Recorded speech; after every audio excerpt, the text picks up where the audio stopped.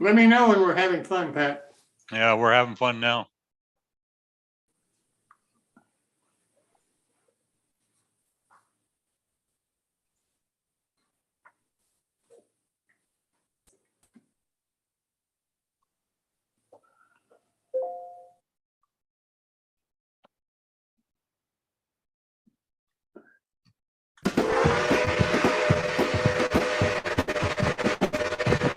Hi there. Welcome to New Tracks Modeling. New Tracks is an exciting new digital opportunity to obtain mentoring to help you improve your modeling. You will meet talented modelers and manufacturers from all over the world who share their model building skills and artistic advice. Improve your modeling and increase the confidence in your modeling efforts.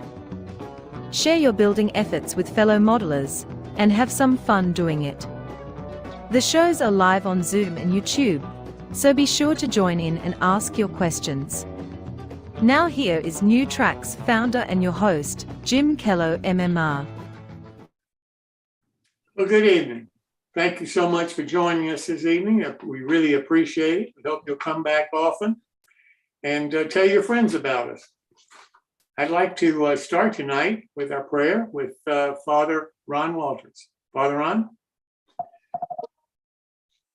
Oh God, as we express our creativity in creating and miniature the world around us, may we marvel at the beauty and genius which created the world and instilled in us a portion of your great knowledge and wisdom.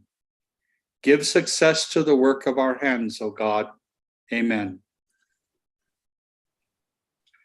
Thank you so much, Father Ron. We really do appreciate you leading us in prayer, and glad to have you back live. I'm glad to be home for a while. Well, now I'd like to do a few announcements here before we actually start the show tonight. The first one involves our modeling lifestyle show. And we have a short video I'd like to run to tell you a little bit about that.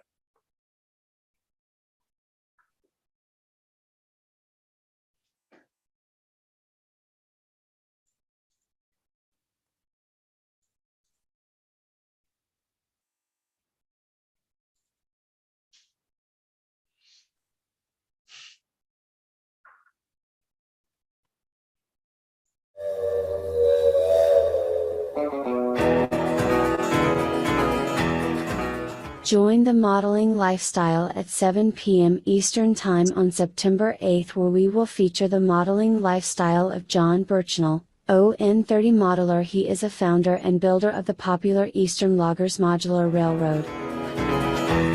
I love the sound of a whistle.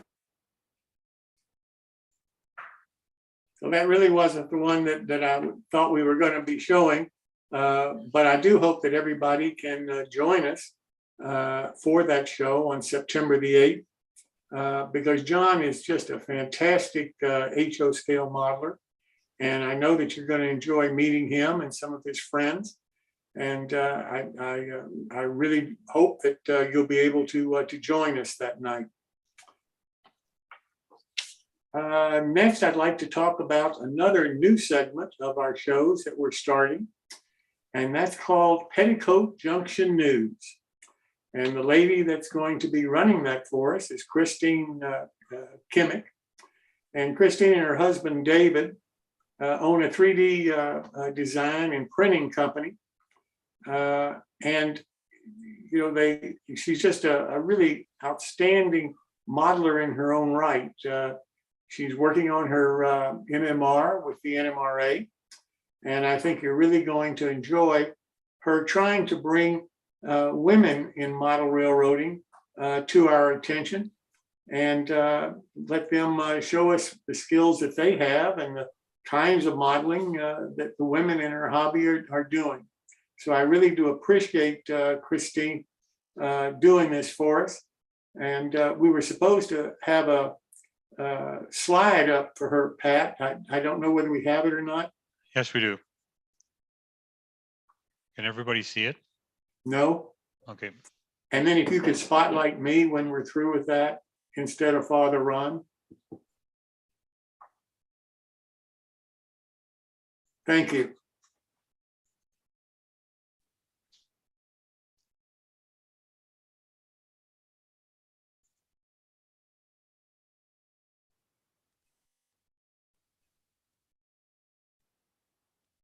You can see it now, right? Yeah, there it is. And it's going to start on October the 19th, as the slide says. And I really hope that you'll be able to attend it.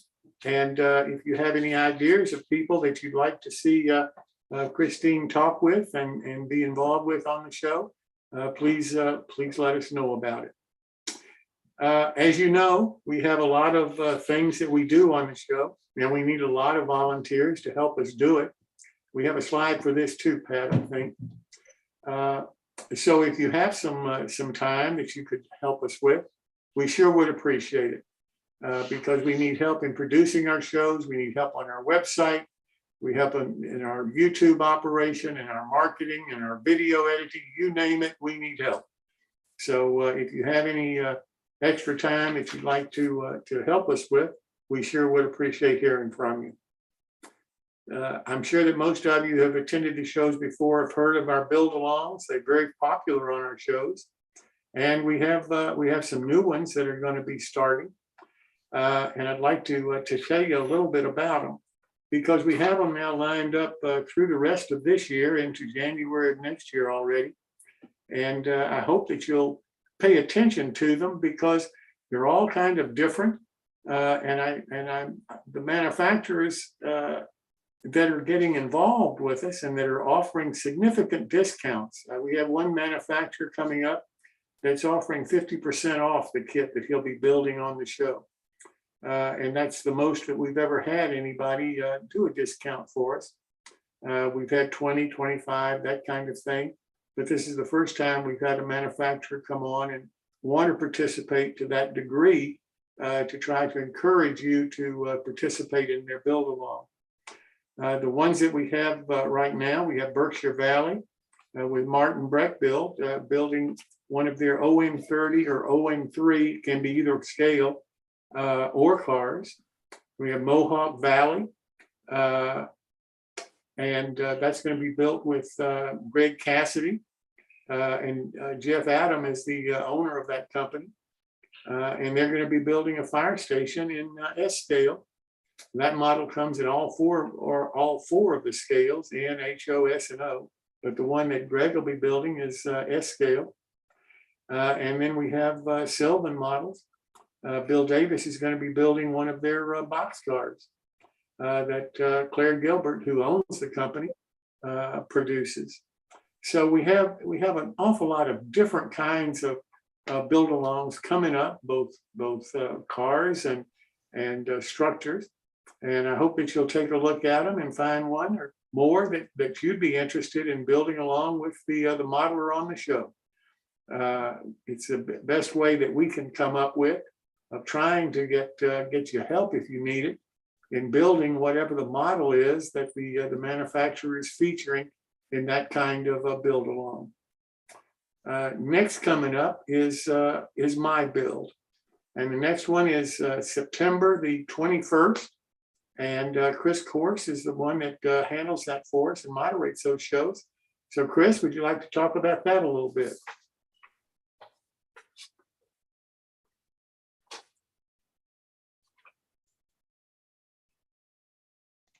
Hang on, I'm getting there. I just hit the wrong button and it did as usual. I don't feel so bad. All right. I knew the button I was looking for, it just wasn't there. All right, so we'll go to the slide, and the next my build, of course, is featuring you, and the next one will be September the it is the wrong slide, the 18th, I believe, 3 weeks from now. 21st. Okay, so it's in 3 weeks from now. So anyway, please, if there are photos you want to share, please send them to me, railrunner130@hotmail.com.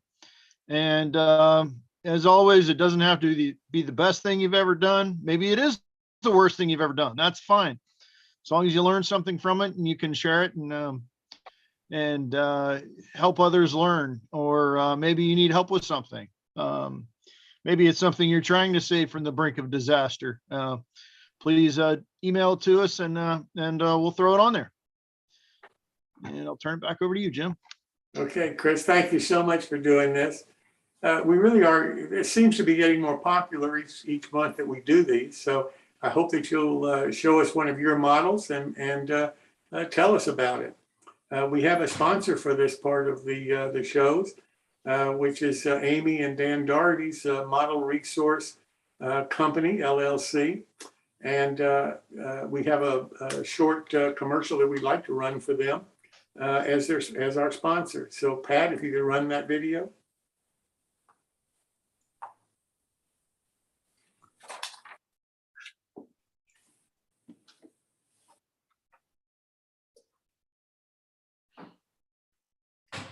Bear with me.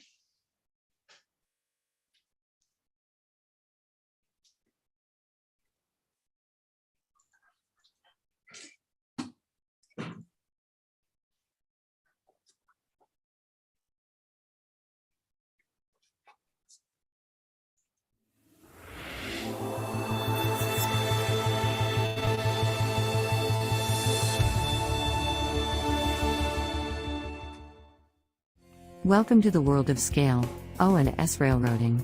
We are your resource for all O&S scale modeling. Both our magazines are advertiser supported and free to read online, download as a PDF, or even print. All advertisers are hot linked to their website, so if you see something you like, just click.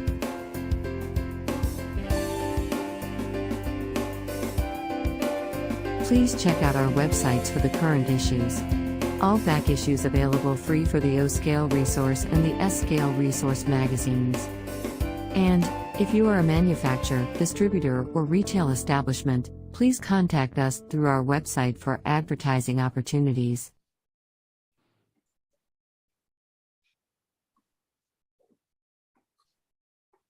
Well, now I'd like to actually start our show tonight. And I'd like to start it off with Gary Shurgold, MMR, doing his bits and pieces. Gary, welcome. Thanks, Jim. Okay, we'll see if we can get this to work. Okay.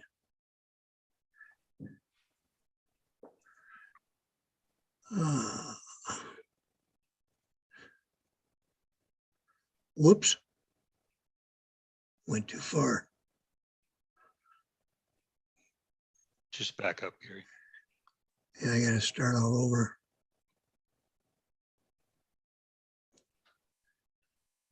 Wouldn't you know it? You know, I can never get this right. I don't feel so bad.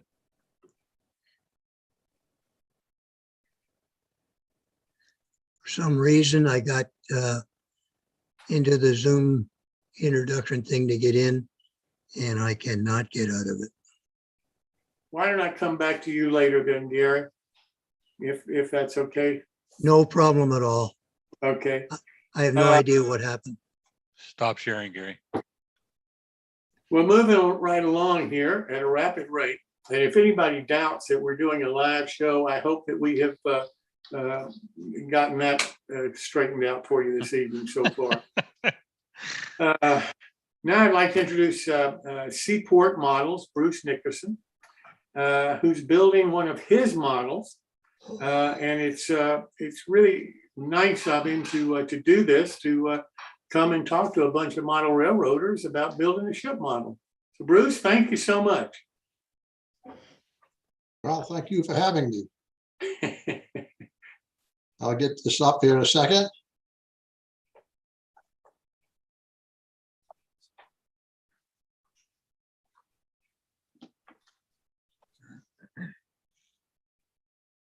Hopefully we're on. You're on. All right. Good evening. We're in the third session of building the steam passenger boat, Sabino or Taurus.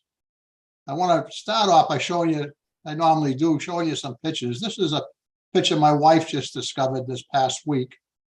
And this boat at this time was in the Newburyport Harbor. Actually, it's a river in Newburyport, Mass. And they were trying to set this boat up to do what they call a head boat. Run people out for afternoon excursions or dinner programs and so on and so forth. But it's really a nice shot of the boat. This is after it had worked the coast of Maine as a passenger ferry for many years. Is it me or you? I can't see these pictures. You can't see them? I can see See them. the pictures? I can see him. I see them. Okay. Okay. Okay, this is the boat that I've been building Oh, I see it. as we have progressed through the first 3 sessions. This is where I am right now on this boat. So as I have been giving the podcast, I've been building the boat. I think this is about the 7th or 8th one I've built, but I'm having fun with it. It's coming along pretty nicely.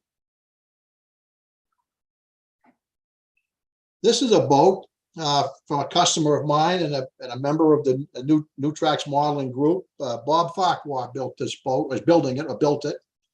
And I did a nice job. He shared the photographs with me. This is one thing I want to note on this boat is he's got stays here. They call lines that hold the smokestack up. They come down on both sides of the boat. That's a nice feature he's added. The other thing he's added is a line coming from the whistle that goes down into the cockpit so that the captain can pull the line and let the whistle go. The other thing I want to mention is Bob is that he told me that he was also having trouble with the ladder assembly down here and didn't know about my little trick with the wood glue and water. And so he basically built this from metal scrap. And I believe he used probably brass. So he did a nice job building this ladder. Pretty happy with that. There's another view of his boat. And there's the front view of it. Thank you, Bob, for sharing that. This boat was built by another customer of mine from Canada, Richard Budrow. Richard done some fine work. Did a nice job on this. This is probably the first buildup we did in this kit. We ran our first run of laser cut parts. We wanted to see if it fit. And this is the first run, and it came together pretty well. We made very few adjustments after that first run. All right. A little bit about little information I want to share with you. Our prototype vessel operated primarily in the coast of Maine. The coast is described in the book, The Coast of Maine. The book explains one of the amazing physical aspects of the coast quite well. And it is this: Maine is the most irregular coastline in the world. The distance from Kittery on the south end at the southeast to the east port at the northeast, which is the furthest east point, is only 225 miles as the seagull flies.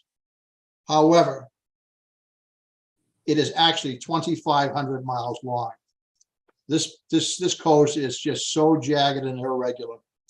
Our prototype vessel, the Sabino, the Taurus, operated primarily in the Casco Bay region. All right.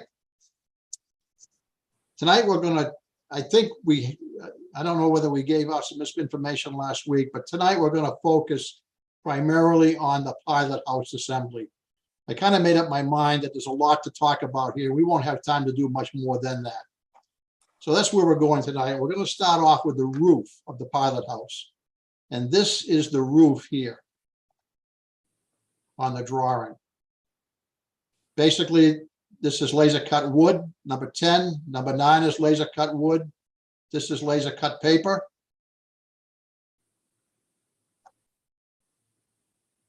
There's the wood, that's the top of the roof.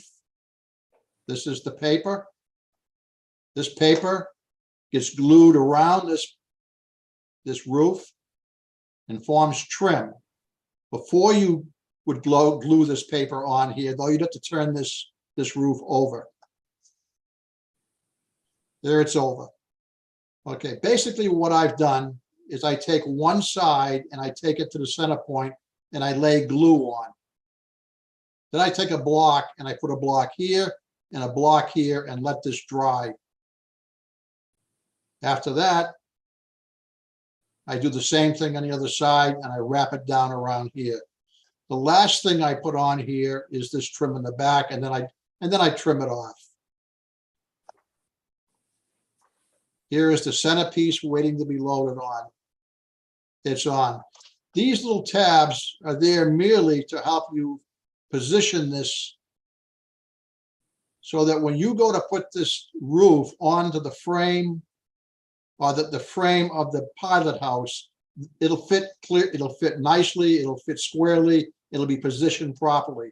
So after you've glued this on, you got to go back and cut these tabs off.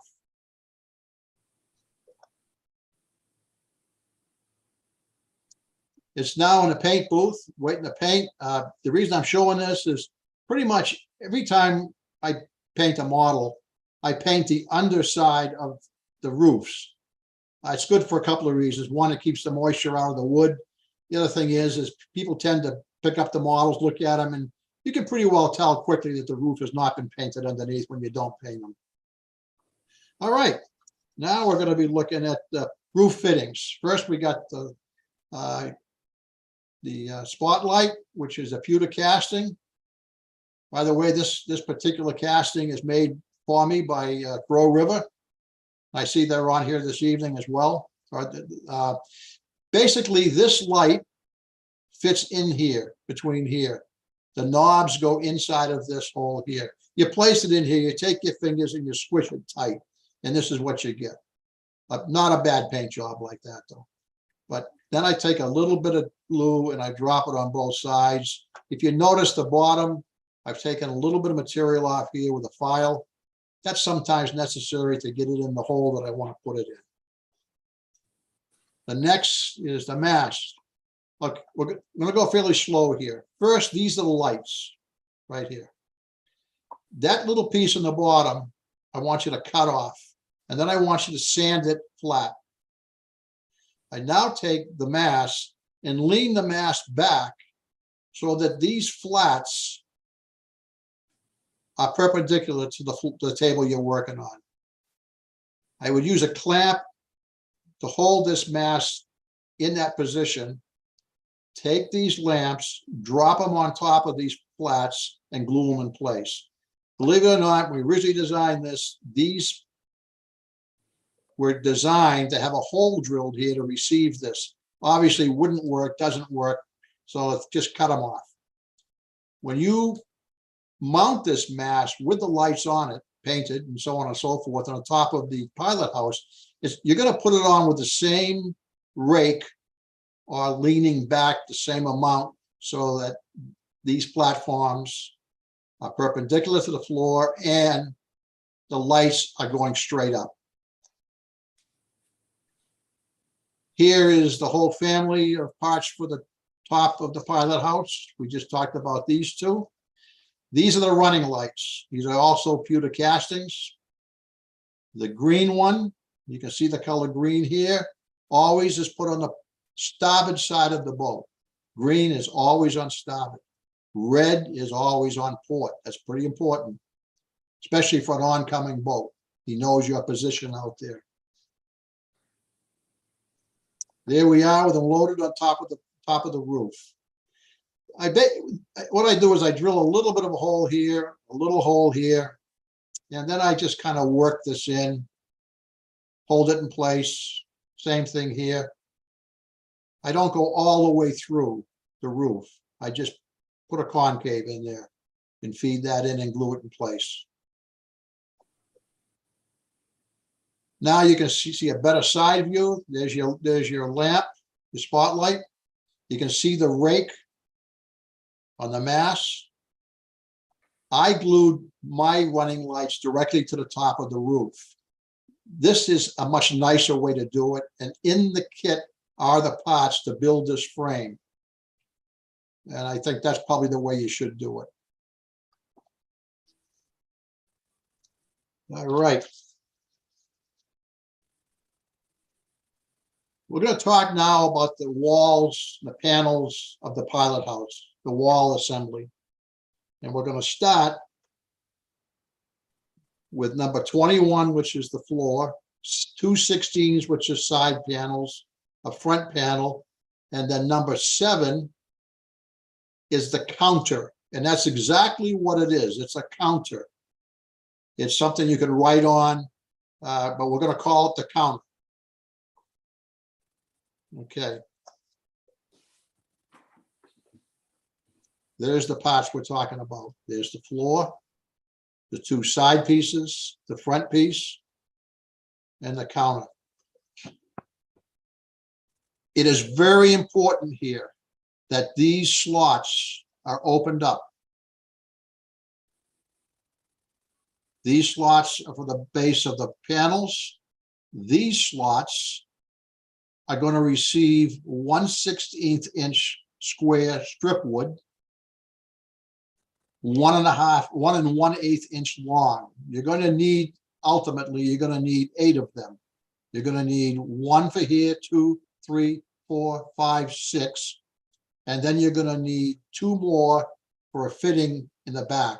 So when you cut your 1 1/8 inch lengths, cut 8 of them. All right. Clean these out well. Fit the 1/16 inch stock in there. Make sure they fit well at this time. Don't rush this operation. The same thing goes here. Very important. Clean out this here. Clean this out. If you have to take material off the counter in this location, take it off the inside, this inside here, not the outside. Take it off the inside piece. There is more material here to remove. And make sure you just clean these out very well.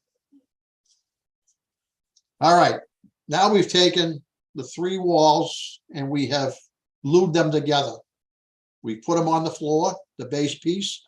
They were tabbed here, a tab here, and a tab here. And it's important here that these walls touch at this point, at the joint. You can see the glue protruding out here.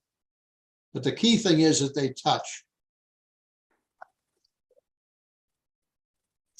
Now we're going to take the 1/16 inch stock. We're going to feed it through the counter, as you can see it here.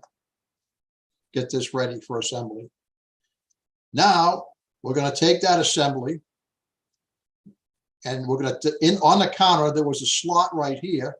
On the front panel, there was a receiving protrusion that goes in there.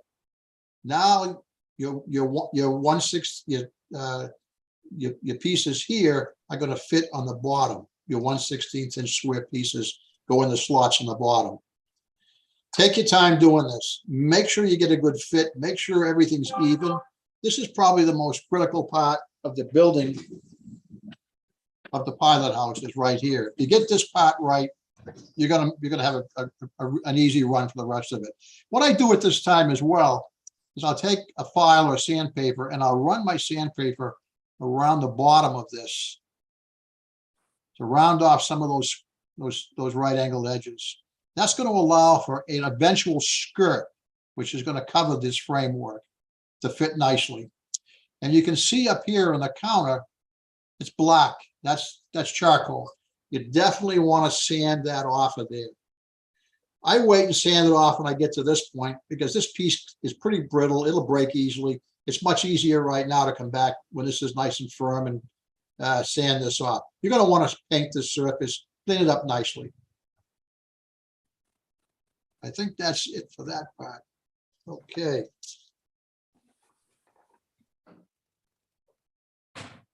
That's the inside of the pilot house with the floor.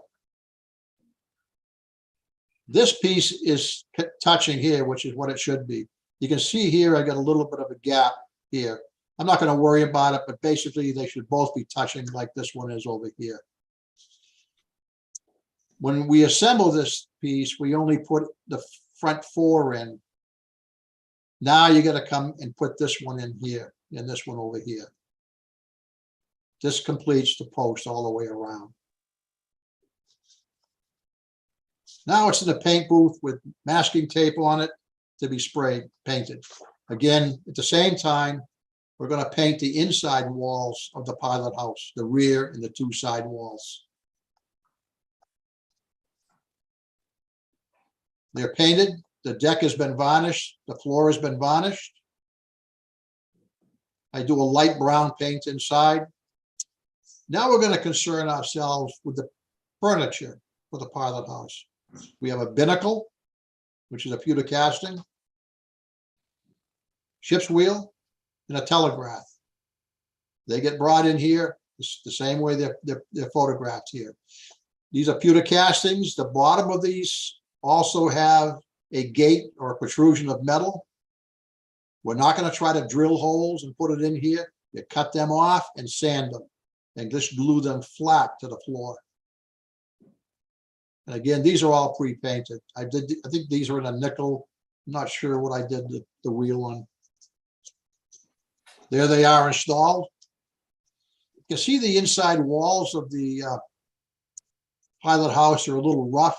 I really should have taken a little bit more time and sanded that out, made it look a little better, but I didn't. But it should be done that way.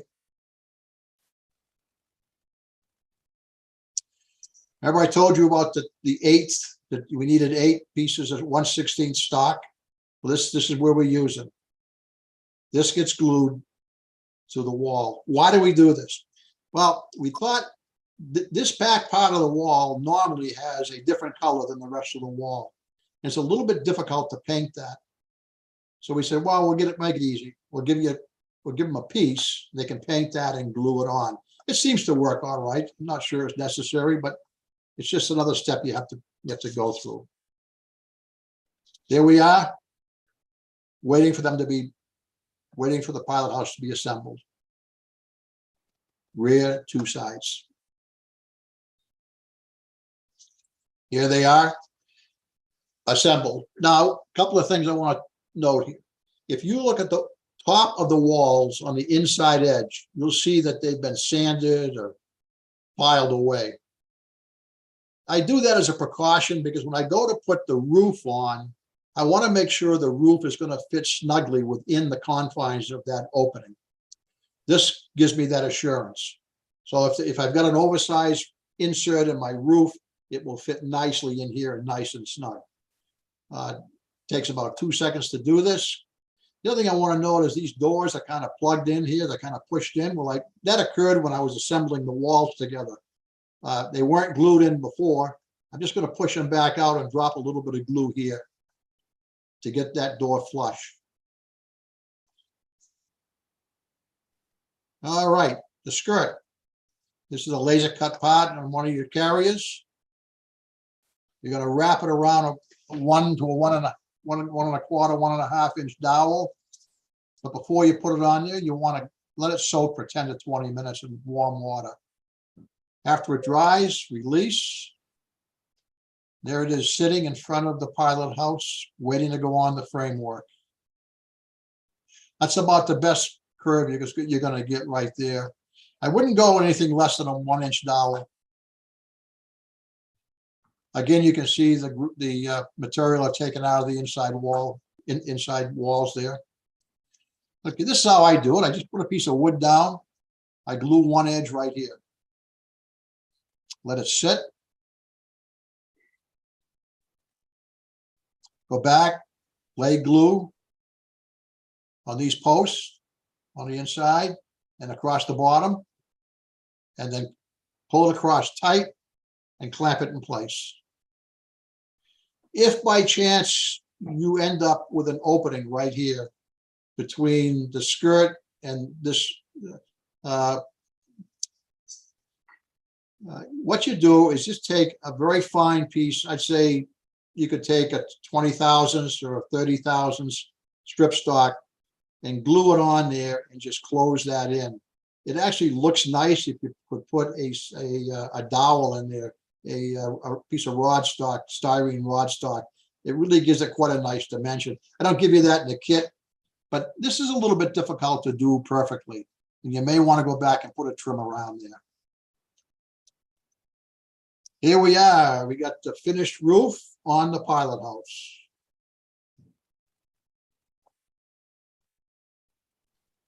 That's it for the assembly for this evening. Next week, we're going to wrap it up, put all this together and make a boat out of it. But there was a couple of things I wanted to share with you. In going and looking on the book, New York Harbor Railroads in Color, Volume 2 by Thomas Flagg, get some very interesting things that I want to share with you real quick. All the red that you see in this New York, Upper New York Bay and New Jersey map are properties owned and rails owned by the railroads, not one particular railroad, but many railroads. I wanted to show you this because this is actually, it's quite exciting. They own about the entire frontage of any waterfront in New York and New Jersey. They seem to own it. And I think it's the same today. I'm not sure how far back this map goes, but it hasn't changed an awful lot. And it's not just New York Central. There are many, many, many railroads involved here. Again, from the same magazine, I wanted to show you this real quick. This is a barge with cars on it coming in to the pier. You can see a man right here. He's probably got a radio, two-way radio. There's a tugboat pushing it in. She's come aboard. Now, one side, we're tying a rope around the cleat. We're going to cleat it off here. We're doing the same thing on the other side. We're running a rope around the cleat. We're going to cleat it off here. We're putting this thing in a position where we can run some trains over it. Here's the most important part. The toggle bars. There are 4 of them on any joint when you're bringing a barge in. You can see this toggle bar has been locked in place. You can see it through here. This toggle bar is not. He's working on it. And this one is not. Once those are in place, you have a fine connection here. And you can run an engine across that with no trouble whatsoever. And here we have the engine coming on the barge to do its first pickup. Again, we have a person here kind of directing traffic. That's an Alco. It's connecting. It's pulling back.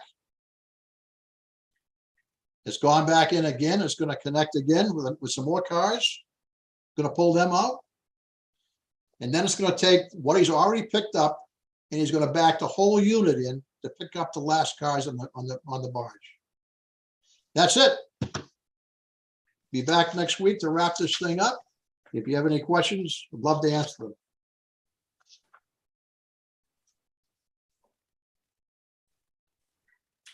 Bruce, I've got one. What kind of varnish do you use for the floor? I just use an acrylic varnish. I'm not sure whether it's Minwax or I guess I use Minwax. It's a clear varnish that Minwax comes out with. I buy it in a pint, I believe it is. I've had the same one for probably 25 years. It might be getting a little old now, I don't know. But I cleaned it out well when I put the cover on too, so that helps. Yeah. Anybody have any more questions for Bruce? Well, Bruce, I thank you so much for being here this evening and doing this for us. I really enjoy it and look forward to seeing you next week. Well, thank you for having me. Yes, sir. Gary, you ready, or should I leave you alone for a little while longer? I will try it again. All right. This is Mr. Gary Shurgold, MMR, with his bits and pieces. Okay. Oh, I did it again. I don't know why it's kicking me out. You got bits and pieces there, Gary. Oh, you can see the screen? Yeah, it says bits and pieces. Oh, I'm sorry. Don't give up the ship. Okay, sorry about that. You can see the screen. Yep. You got potential Okay, railroad I'm components. sorry. Okay, today we're going to talk about bits and pieces. Last week we talked about laser kit leftovers. And this week we're going to talk about plastic kit leftovers.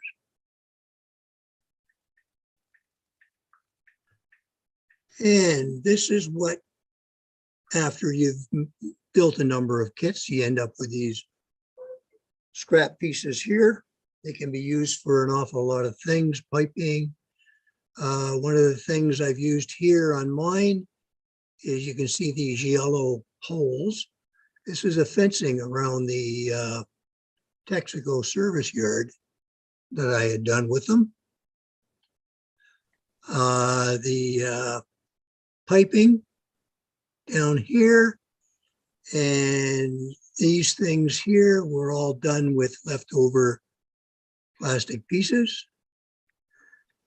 What I did was this project that I was working on for a buddy of mine, I had taken a plastic piece, some tissue Kleenex, and I rolled that, took these pieces, rolled it, and ended up with this using white glue, and that let these dry overnight.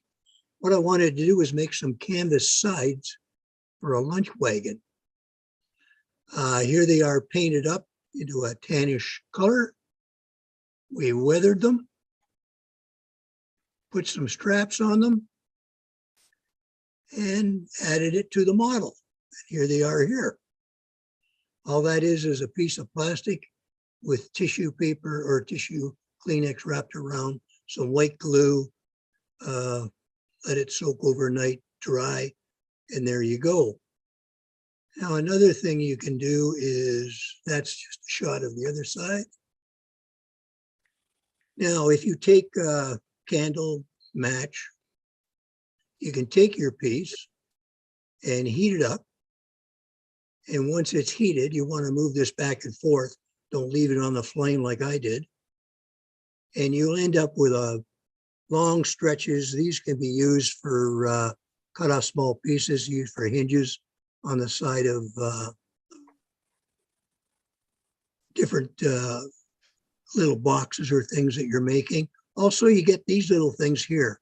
And what these are used for is if you have a very small application of super glue into a very small area, these tiny little pieces, just put a little drop on the edge of there, put it on the model that you wish to apply it to, and there you go. You don't get a lot of messy all over. And that's bits and pieces for this week, Jim. Gary, I sure do appreciate you doing this for us. We get a lot of viewers commenting favorably on it, and I think you're hitting the nail on the head for a lot of people. So thanks so much for doing this.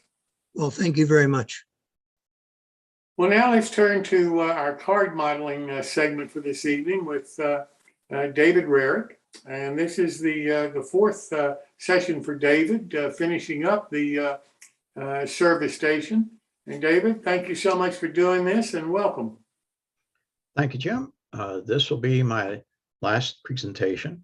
I hope I can get this thing to come up the way it's supposed to.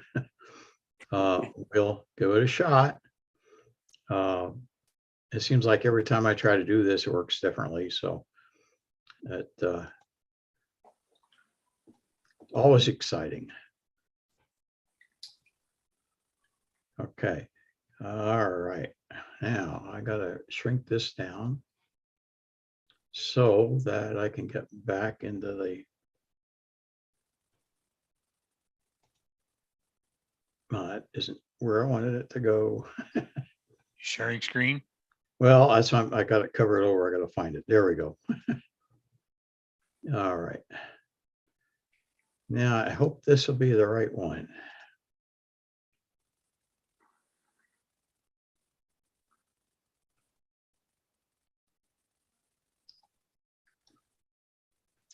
Okay.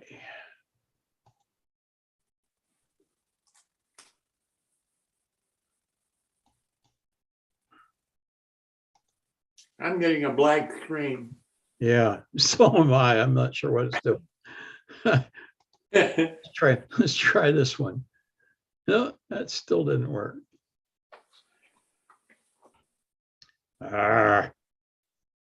That's like I said, every time I do this, I swear to God, it's different.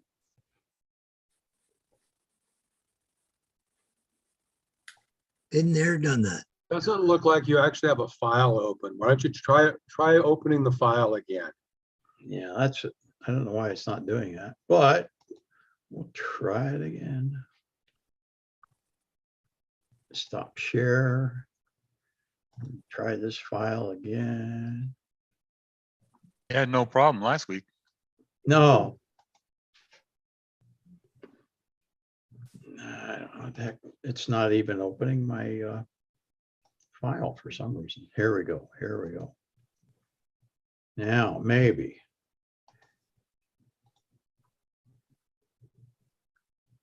Okay, well, I've got it on my screen. All I have to do is get the share. Share screen.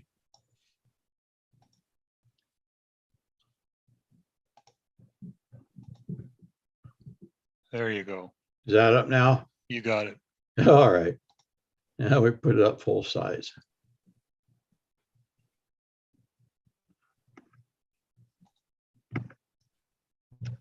I swear to God, every time I do this, it's different.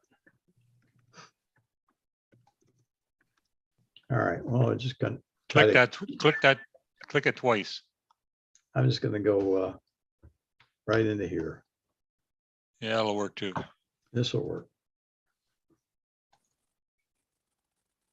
I think it'll work. There you are. All right. Got a part of it. All right. All Where's right. the rest of it? I've got a blank screen. You I got a little piece at the top. Just go back. There you are. Use that. Use this one. Yes. Hey, we can see it. You can see it? Yes. All right. So I'll just use my mouse. So this is part 4. We're going to add some details. This is how the building looked in my last session. Is that basically completed the building itself. I decided to add some details, and Jim said, yeah, he'd like to see that. So I just said, okay, we'll put it together. I scrounged around on my scrap bin in the garage and found a piece of 3/16 hardboard. I use that for a base. And I also went to the internet and downloaded some additional paper model files from Clever Models. And these are the internet addresses. Clever Models, squarespace.com, scale scenes, and Wordsworth. Nice thing about Wordsworth is they're all free. You can download any of his designs for $0. This is a Clever Models page from their HO scale oil shed. This is one of the files that I used. This is Clever Models HO scale wood fence. And these are just printed on plain cardstock. Now this I got from Wordsworth. They had some vending machines. These are pretty basic, but I thought, yeah, what the heck, I'll try it. One thing to note is because these are British, they're printed, they're designed in 1/76 scale, which is British 00. And if you're going to do HO, you got to reduce it in size to 87% on your printer. This is, again, Wordsworth. I used this to make the desk in the office. I didn't use any of the rest of it. Here's a close-in shot of the desk printout. And here's how it looks after it was folded up and glued together. Again, pretty basic, but remember this is interior and we have to look at it through the windows from outside. That won't look too bad. I covered the base with asphalt paving powder from Arizona Rock and Mineral. Just mixed it straight, artist acrylic, didn't use any water, just mixed it up into like a paste. This is actually ground up stone, rock, real fine. And I also did this with dirt from my backyard, which I sifted and heated and baked and everything else. And it stunk to high heaven, and it didn't really work all that well, as you'll see. Mixed the stone and the matte medium up in a little tub. And the dirt I used had clay in it. So even a little bit of moisture that was in the matte medium caused that clay to expand. And then it shrank. This shows it's still wet, applied to the base. I used a palette knife, spread it out. I was able to work it up against the floor of the building without having it stick fast, which is good. This is the clever oil shed. Cut out the drawing from the print. Cut out the window and door openings I could have done in previous models. Here's a new trick I wanted to show. Instead of going to the trouble of using the sticky label method on a piece of clear glass, I just stuck a piece of cellophane tape, glossy, over top of the whole window. Can barely see it, but this is where the tape is right here. And then I cut the tape off and I glued that in behind the window opening. It just makes it look a little glossier, like glass. It's not perfect because you also have glossy window frame. So I also cut out one of the signs and stuck it over the Pennzoil logo. These are interior corner braces that were included on the Clever Models drawing. You add them to the top of the walls once you folded it into a box. Makes it a little more sturdy. The top piece is just a single layer printed cardstock glued on the top. And then they also supply these extra pieces that are used for layering, and with a slight bit of overlap, only about a 32nd of an inch maybe. Here they were cut into strips and overlaid over top of the roof. Haven't done any weathering yet on this. This is just as it came off the print. Here you can see how that ground mix I used just cracked all over. It's an interesting effect. You might find it useful. I mean, the driveway here is a N scale ballast, again from Arizona, rock and mineral. Mix that up the same way with the matte medium and then spread it over top of the dirt. And once that dried, it wasn't cracked. Here you can see this is the finished effect. I put some glue down on top of the dirt and used my static grass applicator, put some grass on it. Again, I made no effort to cover up or fill in the cracks. I just put the grass right over top. Here I cut a small piece of heavy card, probably chipboard, same size as the bottom of the oil shed. And then I excavated a hole in the ground so that it would sit flat. And I have a good surface to glue the shed to. This is probably about the trickiest part of that. This oil tank also came from that shed kit. But what you have to do is you have to roll it and glue the sides to the ends. It's a bit fiddly, as I said. And the same thing, this stack is actually rolled paper off the print, glued with the little, I don't know what you'd call this, little bonnet on the top, rain cover, I guess. I cut a slight angle on it here to match the pitch on the roof of my garage.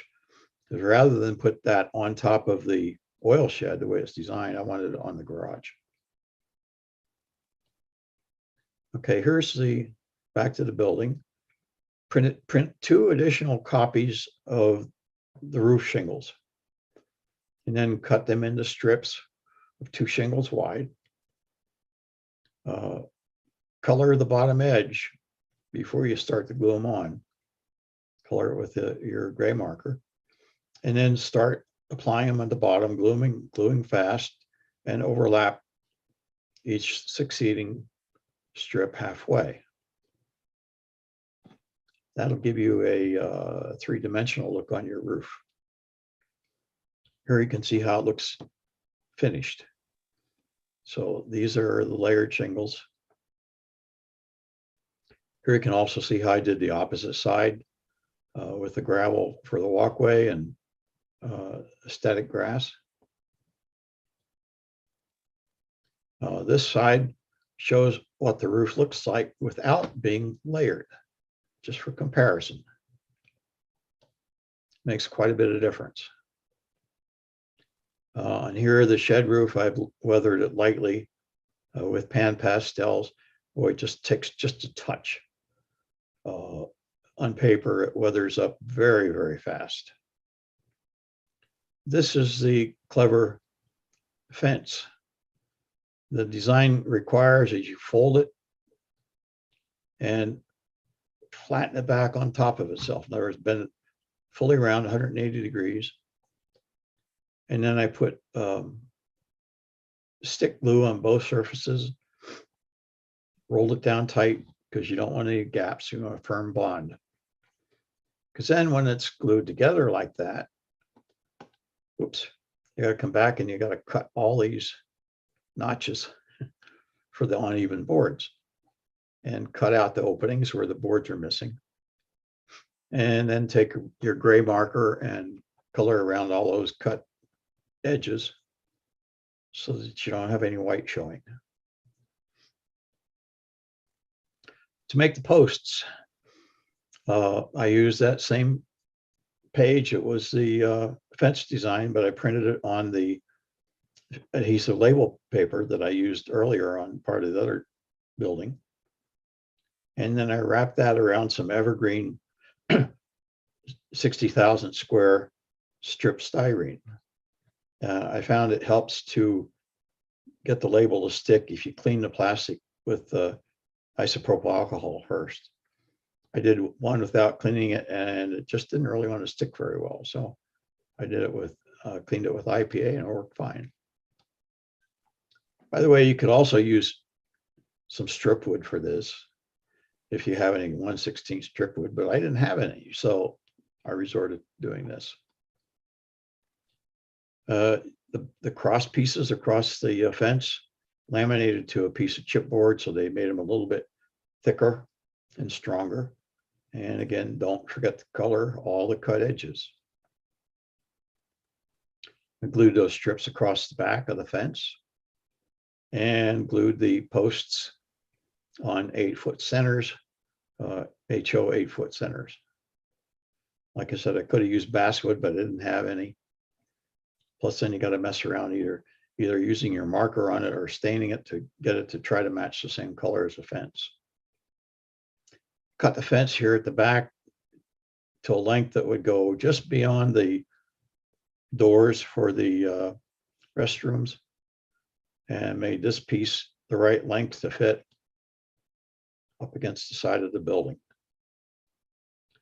Took a couple of the advertising signs and glued them to the outside of the fence.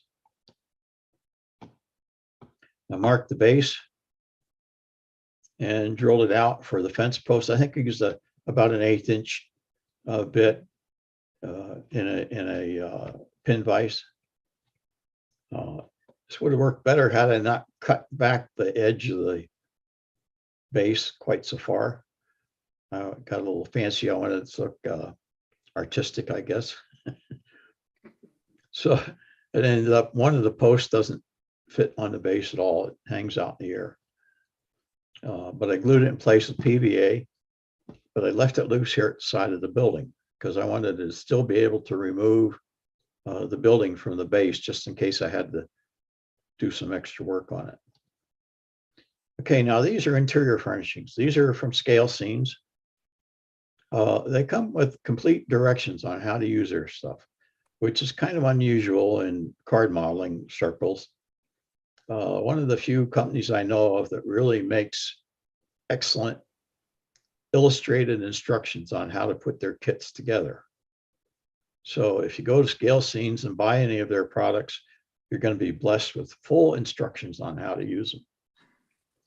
Yeah, these are made by folding thin paper over a base that you make by gluing the print onto, well, in this case, I use 16-inch thick. It's called task board, but you could have used chipboard or something like that just as well. And here's what they look like. I made a sofa and a chair. And by the way, that dark coloring is intentional. I took a gray marker and I messed it up because I figured, you know, in the garage, these guys are coming in with grimy clothes and hands and everything. The furniture is probably going to look pretty rough. So I dirtied it up. This is Fat Albert here. He's decided the sofa is a pretty good fit. He's watching TV, which is also one of the Scale Scenes items that I made. Here I tried making a chair for the desk using clever models. This came from their Kirk's Books kit. It's pretty dang spindly. These legs are actually about maybe a 32nd of an inch wide, cut out of card. And as you can see, the first one didn't turn out too good. So I tried it again. One of the nice things with cardstock modeling is you print up as many as you want. I stiffened up these legs so they don't bend all over the place. Did that by coating them with thin super glue, C8. And it makes them just like a board. They literally get hard. Oops. Here you can see through the side window. You can see where that chair is sitting there behind the desk. This is a sales counter made from part, again, of a Scale Scenes design. This is actually the back of the television set, which is sitting on the counter. This air conditioning unit came from another Clever Models kit called Greasy Gus's. I often rob bits and pieces from my various kits. I probably have purchased all of the Clever Models kits that were ever done, like 100 of them or something like that. So I say, is this Paul? Because the sign on the truck says Paul's Fresh Produce. The truck was purchased from Woodland Scenics, and I didn't do anything to it but put it on the set. This is that Pepsi vending machine from the design that I had. This gives you the top view of the office. If I was going to make this building again, I would make this larger. It might have been Paul's idea actually to put it back here at the back end of the flooring, which I suspect it was, but he only made these wainscot strips this wide. So I wasn't sure which was intended, so I just put it here. But having built it, I would have now made it back here. It would give you a lot more room to put furnishings inside if you wanted it. This is the back now. Here you can see I added an electrical box and a meter. These are actual paper. And again came from that Greasy Gus Clever Models kit. The conduit's just a piece of wire, fluorescent wire, painted and glued up on the side. And this photo, with the lights on, it's possible to see the interior detail, including this is, I think, Fat Albert's face right there. So if you're going to do any close-in modeling, or if it's going to be toward the front of your layout, you definitely need to furnish the inside. Here's another picture showing that. You can see the chair here and another guy sitting in it. Okay, that pretty much completes it. Took these photos outside in natural daylight, sitting on my picnic table. So you can get an idea of how it looks in real light. And I think it came out pretty good. Any questions at all? Very well done, David. Thank you. Thank you. Does anybody have any questions for David? David, thank you so much for doing it. The detailing that you've done for it, I think is outstanding. And it just shows you how much you can take a kit and make it personal and really a foreground model. And I really do appreciate you taking the time to do it. Yeah, I could have spent a lot of money.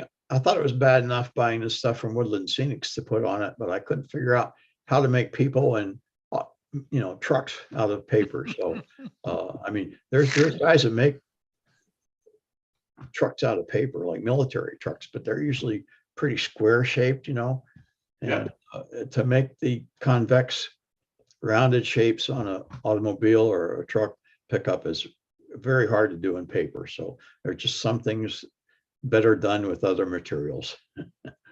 I agree. Well, thank you so very much. I appreciate it, and can't wait to see what you do for us next. Jim? So, Father Ron is doing the same structure. He's had 2 videos that he showed the last 2 weeks because he's been traveling and couldn't be here. And he is with us this evening.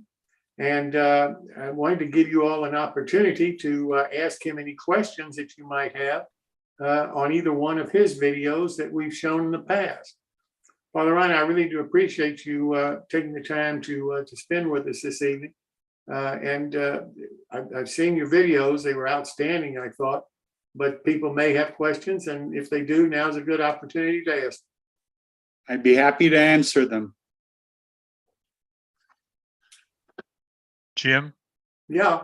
Perry Lamb is here if you want to get him afterwards. Okay, thank you. Father Ron. Yes. You mentioned the program that you use to make the signs. Inkscape is the name of the program. Okay. I Googled it and downloaded it. But it would be very informative if you could do a quick overview of how that was done.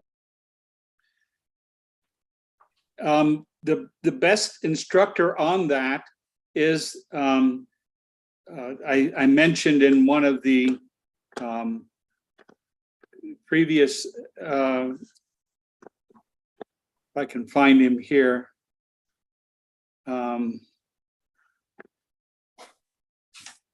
Chandwell, I think, is the name of the company of the guy who does this. If I can share my screen here, I'll show you his website. He has a very thorough, where is it?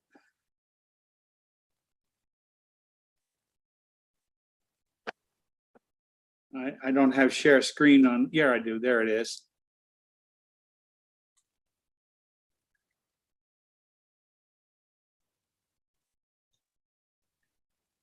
Father, on that fellow's name is Michael Scott. Michael Scott, okay. And he's in the UK. Now, I don't know. I haven't watched all of his videos, but does he have any that actually show how to use Inkscape? Yes, he has about 3 or 4 of them who show how he shows how to use Inkscape with making building flats, adding texture to them, making the roof, even a compound roof, without using rulers or measurements.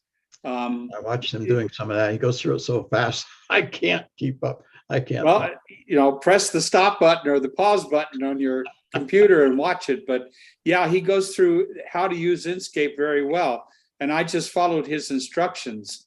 What I did for the windows is I just loaded a copy of Paul's drawing onto Inkscape I think it's called import, and you import the picture, and then I drew just plain rectangular squares over the black parts of the windows, and I had the shape of the window left after that. He shows you how to eliminate, the background and so on. He does it. I know it's very fast on there because he's trying to keep his videos short, but press the pause button and go back and forth on it, and you can really learn how to use it. I'm not a master of it. I just followed his instructions on a couple of those, and that's how I did that.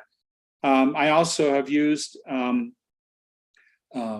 Corel Draw, which is something I happen to have on my computer to import some pictures, and then copied some of those pictures from after I've eliminated background information, traced and so on in Corel Draw, and then imported that or copied and pasted into Inkscape to do, for instance, the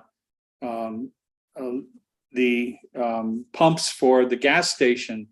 And I'll talk about that next week when I do that section. But it's a free design program. I'm sure I could learn much more to do. I probably wouldn't even need Corel Draw. Well, once I've maybe learned more about Inkscape. I'm still very much a neophyte in terms of using Inkscape. I've got it on my computer and I tried it a couple of times and I didn't get very far with it. So now maybe after I'm done making this presentation, I can spend more time and actually learn how to use it. And maybe when you learn how to use it, you could come back on the show and show us how to use it. Yeah. I'm not sure I can do that, Jim, but I have to learn myself first, and I have nobody to teach me except myself. So I got you. It gets a little trying at times with that. The nice thing about it, I think, once you've learned how to use it, since Inkscape is a vector program rather than based on pixels, right? It draws lines, and you could use that, for instance, if you have a Cricut cutter that you want to cut out your shapes and your walls and stuff with a machine rather than doing it with a scalpel. You import them right into that Cricut designware. Well, it sounds like an interesting program. If people think they might be interested in, I'll see if I can find somebody who really knows how to use it to come on the show and show us how to do it. Well, I'm sure Michael Scott really knows how to use it, but unfortunately, being in the UK, 7 o'clock our time is midnight his time. So trying to get him live on a show, I doubt would work very good. Well, I may have to get somebody that's not of his caliber, but at least could give us some basic guidance. Yep. Anybody else have any questions for Father Ron? Father Ron, thank you again for being here this evening. I really do appreciate it, and look forward to seeing you next week at your final phase 4 of your build of the service station. Thank you. I'm going to be happy to show that. Well, now let's turn to our next segment, and this is the one that I think is really important for us to have. I've been worried about trying to figure a way to encourage modelers to really seek out local people who can really truly be a true mentor for them. How I learned and how I got a lot of help was from local clubs and local NMRA divisions. And that's what we call our segment. And Phil Edholm, who is a superintendent of a division in California, agreed to do this segment for us. And so I'd like to turn it over now to Phil and his guest. Phil, thanks so very much. I hope you're having fun at the Narrow Gauge Convention. Well, just got here.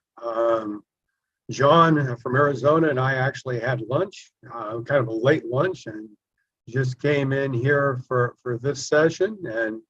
And so I'm looking forward to 4 days. The last 2 days were the driving days, so those weren't really a lot of fun, quite frankly. Well, that's the best of luck. Thank you. So at this time, I'd like to introduce our guest for this evening, Perry Lamb. Perry joined me here on the stage, so to speak. Welcome, Perry. Thank you. Good evening. Good evening.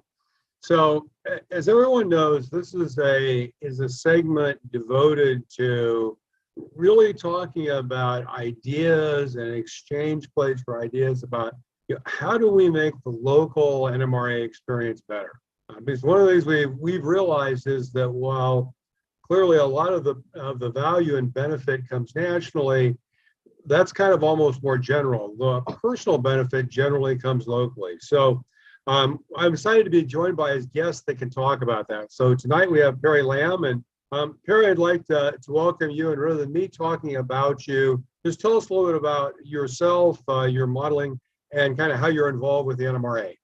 Well, again, yeah, my name is Perry Lamb. I am the superintendent of the Piedmont Division here in the Southeast region. I also run our training camp program. I had for a long time been on the National Train Show staff.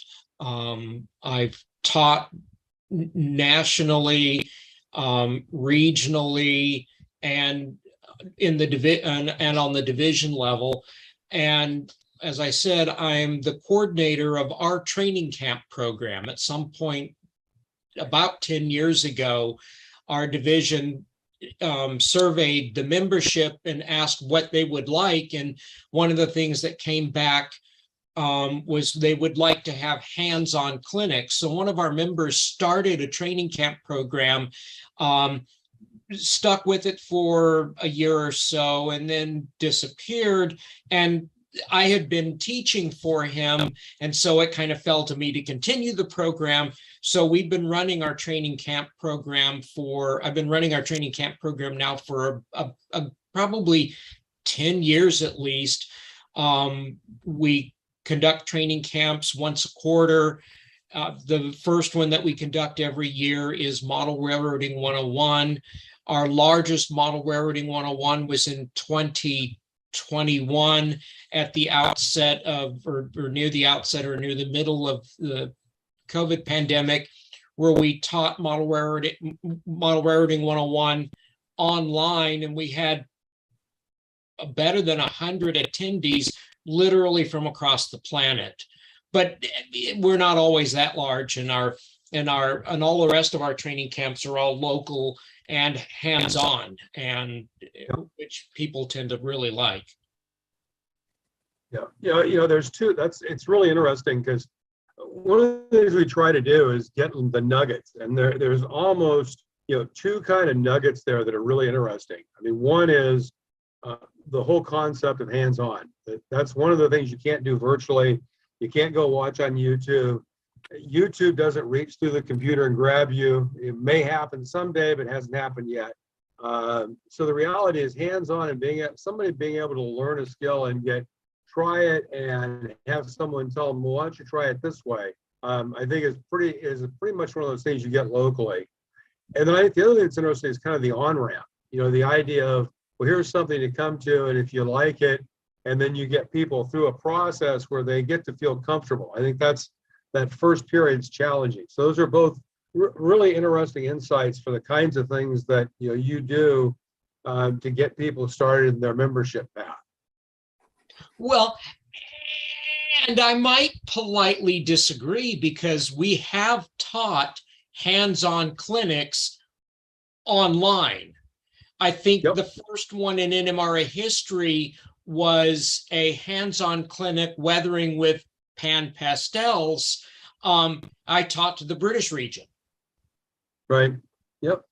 And that was all virtual, and the British region attendees were all scattered across the UK somewhere. Yep.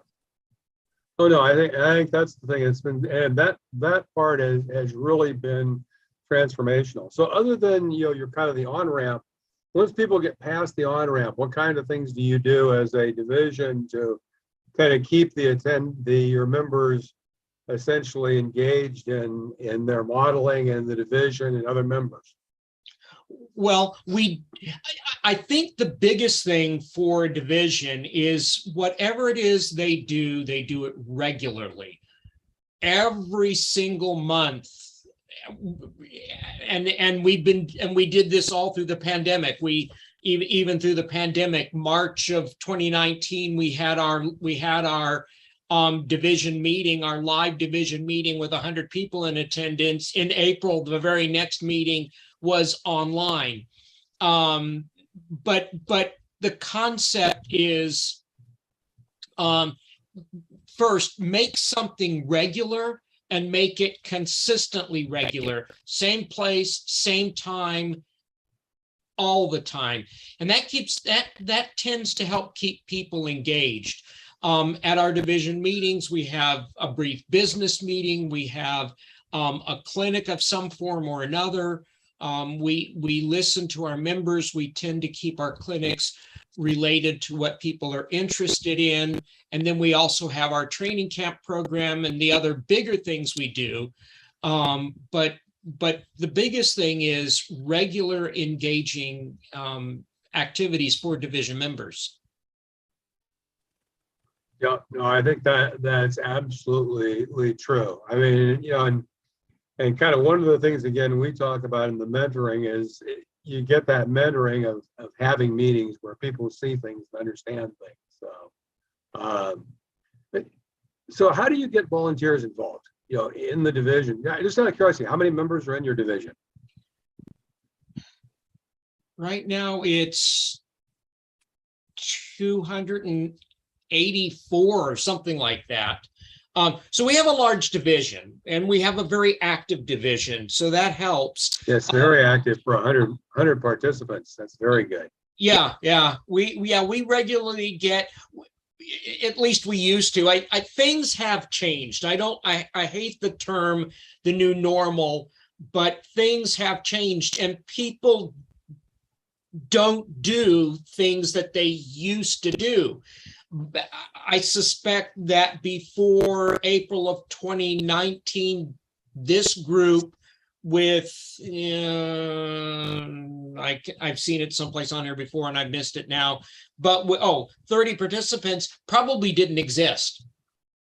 Right. But we're back to about 80 participants a month in our division meetings, which is fine for me. But the training, and I think our training camp program has done a lot towards mentoring because we've gotten people in. Our last large training camp activity was turnout building using Fast Tracks jigs, and the class filled up instantly, right, and people loved it. So and with an with an MMR and as one of the primary instructors, myself as the other instructor, we had people walk out at the end of the day with functional turnouts. Yeah, that is one of those great hands-on, you know, building trees, doing learning how to build a Fast Tracks turnout. Yep. You know, and hand laying track, doing some hand laid track and understanding how to, you know, hand lay track enough to where you know how to do it on a bridge if you need to do a bridge. Not you need to hand lay everything, but yeah. So that was very good. So how do you recruit? I mean, clearly you have a fairly large division. Are you having success recruiting new members, or you just have had a large division for a long time? We do, particularly because we interact with the public in a variety of places. The Museum of Civil War and Locomotive History here in Kennesaw has 2 events a year that we participate in. The various other museums in our area have events that we participate in. We take our membership booth with us. We take our test track. We take information about the division. We do the same thing at our train show every year. and we attract people at our events. So we get a continuing influx of members. Then we have to hang on to them, and over the last couple of years, that's been a little bit difficult, but that's reversing itself now because we keep going out to our in-person public events and inviting people to join. Right. I think those are the things you can bring locally that you just can't get anywhere else. Exactly. So I guess, if you had some real, concise learnings, I think some of you hit, what would you communicate to other divisions to where should their focus be? And, kind of this changing world where we're coming back from, Zoom, where everybody kind of figured out there's everything on the internet you could ever imagine, to the value of a local division and a local model railroader. I think the biggest thing that I would start with is how to invite new modelers into the hobby. The Model Railroading 101 clinic that we do every year attracts a lot of people. And we advertise it. Okay, you're into the hobby for the first time. You got a train set for Christmas. What do you do with it? Or you're getting back into the hobby for the first time in 30 years. And things have changed since you were in the hobby 30 years ago. And this is what it looks like. I think that there are a lot of people out there who are new and don't know where to go and don't know what questions to ask. And if you can present yourself as, we're here, we've made the mistakes, let's help you not make them. I somehow think that's a basic function of a local division. Yep, I think that engagement is really important, and then that extends over time. Yep. Well, I'd really like to take the chance to thank you, and thanks for coming on and having a little conversation. I think it's been very informative, and with that, I'll say thanks again, Perry, and we will definitely talk again at the next probably event somewhere in the middle of the country. Probably. So, anyway, thanks, Jim. Back to you. Any questions from your perspective, Jim? I do. Perry, I really appreciate you being on tonight and doing this for us. As I talked to another one of your members the other day, I told him that if you all would like to take advantage of advertising your train show on the show sometime, just let me know, and I'll be glad to do that for you. Thank you. Once you've had your train show, we'd love to see some photos of it, of what went on and how you all run your train show. That would be extremely beneficial, I think, for other people that don't have an opportunity maybe to get to where the Piedmont Division holds their shows. I would be happy to do that. Fantastic. Well, listen, thanks again so much for doing this for us tonight, and looking forward to talking to you soon. Oh, thank you. Have a good evening. Yes, sir. Thank you. Yep. Well, now I want to turn to Mr. Martin Brickbuilt, MMR, who's building a Richard Rand's Berkshire Valley ON30 ore car. I think that's what he's going to be building. So, Mr. Brickbuilt, welcome. Yeah, that's what I think I'm going to be building too, but we could both be wrong. You never know what's going to happen until I do it. So let's see if we get this to work. That looks right. Come on. Well, there we are. There you go. Okay, so, well, the slide says that's what I'm building, so it must be true. It's like the internet. If it's there, it must be true. I must believe it. This is part 2, because part 1 was back in July 27th when I outlined supplies and thoughts on tools, adhesive, work surfaces, et cetera, et cetera, et cetera. things you may or may not need, things that I like to use. Everybody use what they like to use. But let's put together this kit. I recommend reading the instructions. It'll only hurt a little. It's very useful actually because it identifies every single part, and then you can lay them all out, know what you're talking about as you go through the kit. You can find what you need as you need it. Everywhere on all the laser cut parts, almost every part is identified. So it's not like some kits where you pull out 30 pieces of laser cut wood and not a single thing is identified, and you're on your own trying to match up its pictures. No, Berkshire Valley has actually done something nice for you, and actually it tells you right on the wood which part is which. So you have no real excuses to misidentify anything. You can still put it together upside down or inside out or something, but you're still going to get it probably right. There are a few little things you have to be careful about. So there are all your laser cut bits and pieces, and a little bag of white metal parts. We'll come to those in a couple of weeks, but there's your wooden parts and some resin impregnated cardstock or whatever that stuff really is. There's some of that too. There's two pieces of brass wire, but you can see, I don't know if my cursor's working, but you know, it actually says, you know, bolsters. Oh gosh, guess those must be the bolsters. You can probably figure these things out. Most of these parts are pretty obvious. Underbody frame, sides, ends. You know, this is going to be fairly straightforward, but there are little markings on pieces. We'll come to those later. And here later is already here. So you have markings on this underbody. So these are the two sides, the two ends. We've got some marks where bolster blocks, end blocks go. These are where you need to assemble this so you can see these parts. So don't flip it over and put this on the inside of the car. That has to go on the outside of the car, because those little marks that tell you where to put things like the brake castings and where the little supports go for holding up the brakes.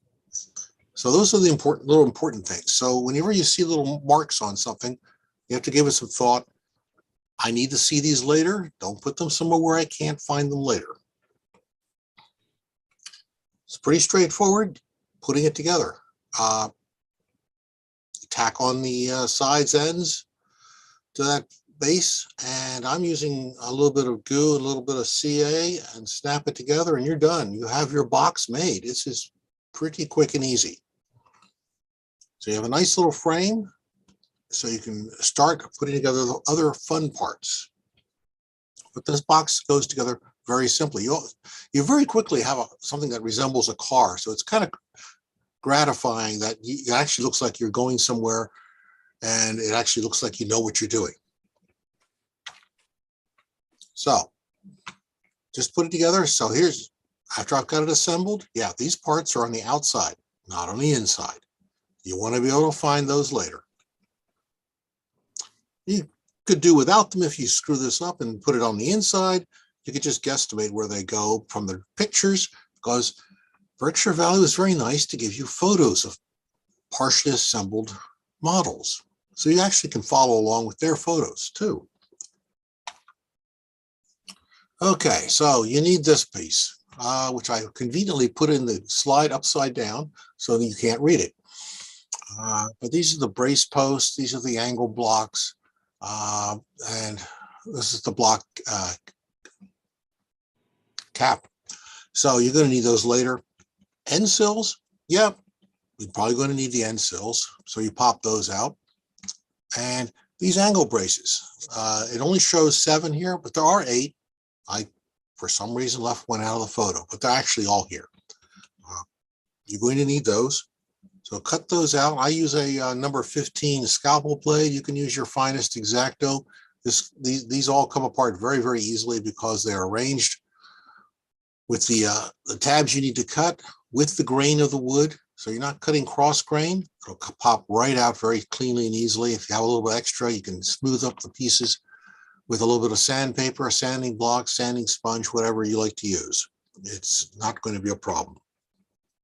It's not the kind of a mess you can get with it when it's cross grain. So angle braces, they go on the inside of the car, on the frame, up against the sides, 4 on each side. So there's those 4. Believe me, there's 4 on the other side. The camera is not going to work around the corners. We're not moving fast enough to look around corners. You have to be doing about 90, I don't know, a little bit over 95, 99% the speed of light to look around a corner with relativity. But we're not going to go quite that fast tonight. I will go fast, however, nonetheless. So you glue these pieces in. I'm just using carpenter's glue, tight bond, yellow glue, nothing fancy. Same with the end sills, slap them into place, not worry about them. A little bit of glue, come back later after that's dried, keep going. Okay, now we're going to put together the sides and the slope sheets and things. And it turns out you get 2 of these sheets. That's because you glue these 2 sheets together. Well, not the entire sheet. Cut the pieces out first. It's a lot easier. But you can notice there's a line on these 2. They're not the same as these 2. So don't glue A to A. You got to glue A to B. This is important because you need to see that line later. It's important, and you have to have 2 of them, 1 for each end of the car. So these cut out pretty neatly with the scalpel blade or a good X-Acto knife. I wouldn't cut all this out all at once. I'd cut out a few at a time and go forward to gluing things together. So these are laminated up, glued together. Here's these 2 pieces. They look the same on both sides because there's one, there's one, there's one, there's one. Glue those 2, glue those back to back, glue those 2 back to back. Now you have these 2 side pieces. Same story here, same story here. And these are 2 different ones. One has the line. I left one up, this side up, so you can see the line. This one's flipped over. There's the lines on the other side hiding from you. So now you have all the hopper body components almost ready to install in the frame. You want to give these a little bit of sanding because this did not have grain. So, you know, when you cut this out, you get a little nib right here. That has to go away. And that's where I'm going to stop for this week. We're going to do quick and fast and a little step at a time. So you have all your parts. There's a couple of tricks on putting those hopper body parts inside the frame so they line up nicely and neatly and fit. And that's what we're going to cover next week. And it's all back to you, Jim. Well, Martin, thank you so much. That looks like a pretty easy to build car. I think it's a real good novice intermediate kit. You could, and if you were fairly accomplished, you could probably knock out a half a dozen of these at a time. Assembly line fashion on your bench, just line them up, grind them out. So if you wanted to have a fleet of work cars, this would be pretty straightforward and easy. Well, thanks so much for showing us. Look forward to seeing you next week. Yep. And now we got something a little bit different. It's called white metal. And I'm not too crazy about it, to be perfectly honest with you. I've had so many problems with it in my modeling. But Pat Rivard is evidently an expert, he tells me. And he's going to be here this evening talking about how to use white metal. Pat, welcome. Thanks, Jim.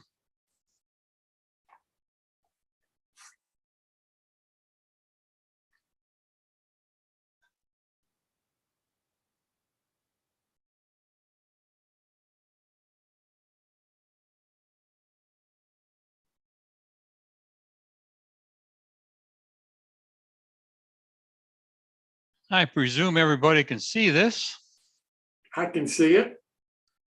Well, first of all, I'm not the one who knows everything about white metal castings. I want to get that straight first. Thanks, Jim. Anyway, this is the kit that I've been putting together. I actually bought 3 of these, and I have a reason for them, for some of the models I have done already. It's an O-scale kit, number 308, the fixed boom crane car, and it's made by Crow River Productions. And there's also some rosin parts in there too. I'll show you them later on. You can see some of the cranes that I've already built down below. And one thing I want to point out with any kind of crazy glue that you use, I like the Loctite because it seems to have the best holding power that I have seen so far. There are others, but myself, I'm used to this one. I use the medium viscosity. Anyway, these are some of the tools you are going to need. Most of them are files. All kinds of shapes of files. You can see there's two different packages. These are smaller, these are larger. And then down here, you'll see some round ones and some triangular ones, and you name it, they're all there. I also have X-Acto knives, and I have a battery-powered Dremel tool in case my it's easier to handle. I find it's nice to do small work. And there's that big mean one down there, the battery-powered Dremel. That one does a pretty good job. If you can't do with this one here, it's not quite as strong. You'll also need some emery board. You might see one right up here. I usually have a couple of pieces of those. They actually work pretty good on white metal. And you also need lots of swearing, but I won't do that on here. Father Ron's watching. Anyway, here are some of the small parts that you're going to come across in this kit. There's the base for your boom, some gears, different types. This one here in particular will fit on the bottom of this one. You'll need a drill because none of these holes will fit the shafts that you're given to put into this kit. And there's one of them right there. And there's another one there. So I found that the best way is to get a size drill that will match the shaft that you got to put in there, and you'll have to re-drill these holes. I'll show you that later. Oh yeah, and there's another big file down there. I wonder where that one came from. And there it is again. Up here, you'll see some more additional parts. This is the pulley for your boom system. And then you'll see some of the hooks, the crane, some more gears. And those there, that one there is an old electric motor. That's what goes on to this here system on the backside. And this here is the base for your boom system right here. Goes underneath this. And you'll see here parts for the boom that you saw earlier already assembled. And this is one of the large electric motors that you put on. And that's what runs this whole system. So it makes it turn and swivel. Anyway, moving on. There's a close-up view of the pulley that you wrap your chain on or your cable on. And there's some more bearing blocks here that go on the end of this pulley. And over here, you'll see some braces, and there's that little electric motor again. And, oh yeah, there's some nut and bolt castings. And this here is the shaft that you're going to use for that boom to sit on, to spin on. Here is the high-powered electric motor with the gear that goes on the end of it. Now you see that hole has a burr in it, and you'll find that you'll have to use a drill to clean it out. And this is the base of the boom. And this here's the electric motor that sits on there, that one that you saw. It fits right on the back of this base. And this is the top of your boom. And these two indications right here are going to be where these brass rods will go in. It's quite tricky, but you'll see how it works. And up here, you'll see the one of the gears. Here, this is also a part that goes on the bottom of the base that the boom sits on and spins on. And here's some more of those bearing blocks. There's a cap to the top of the boom, and there's that rosin casting that this part will sit on. There it is there, assembled on top of that rosin casting. And I also have another little tool here I didn't mention, but there's a pick. I use that to get into some of the small spots to clean them up. Oh yeah, there's that big file again. Here's what I use that file for. I used it to put the bearing blocks on, and you'll see right here, there's a gap in the bottom. I usually put my finger on one end and push down on the other, and that's the only way I can flatten those things, unless you use it on a piece of glass. And then when I get done, I rub it back and forth on that file to clean the ream, the markings on the bottom that come off of your castings. Oh yeah, they call that a bastard file by the same. That's the real name for it. I also use it for leveling the base of the large motor that runs your crane itself. And it's a great file for cleaning this stuff. I find I just rub it back and forth, and next thing you know, you got a nice flat bottom. Oh yeah, these two little knobs right here, don't file them off. That's where your electric motor wires go to.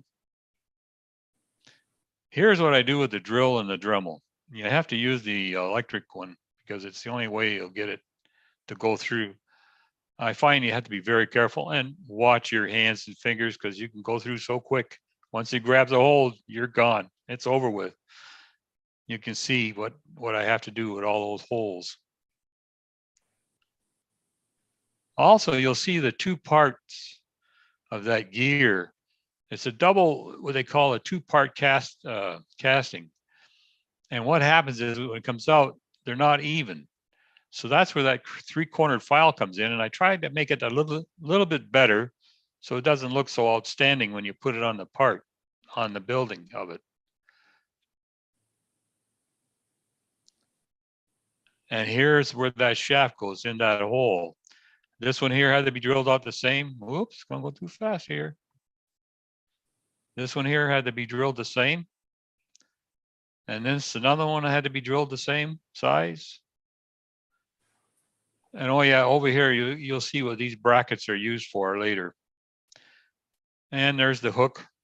And there's the one of the nut and bolt castings you put on top of the boom. Now here's those parts you get for the cab on that crane. And they're made of that resin casting. And a lot of times when you get this, you'll have to file off a lot of the parts on the edges and the ends to make them smooth and square. That's really tricky sometimes, but once you get it done, you'll see it looks pretty good when you do it. Up here, you'll see more of the gears and bearings. Man, there's so many gears and bearings, you wonder where they all go. That's where you need to have the plans in front of you so you can make sure you put them in the right place. Here's another, shows you just how bad some of these are. You have to take all that. That's very fine, easy to get off. You have to clean out the windows. And these are the two main parts where those arrows are. They show you the boom itself and the base of which it sits on. And that little plastic tube I showed you will go into that hole and into this hole. And then another thing you're going to have to drill out so it fits. Then when you put it together, that's where it'll sit. There's another part of it. That's part of the cab. This is your side parts of the cab. There's your roof and there's your base. Here's what I do to prepare it for spraying. I have one of these little bases where I put all these alligator clips on a rod. I put them all on there and get them ready for painting. And here's all them little parts all sitting on them alligator clips in the spray booth ready to get hit. And there's the boom that's been built. Now you'll notice that the way this is bent, a lot of these you have to do it by hand. It gives you a pattern on your plans to do it with, and you have to take your time bending them and eyeball it so it looks right. It's pretty tricky, but if you take your time, you can do it right. And this is also glued onto the base. I put them together like that, then I spray paint them. Now here's the boom and you're looking down at it. It kind of looks kind of out of place here. Sometimes you got to play with it a little bit to straighten them up, but it is a little tricky.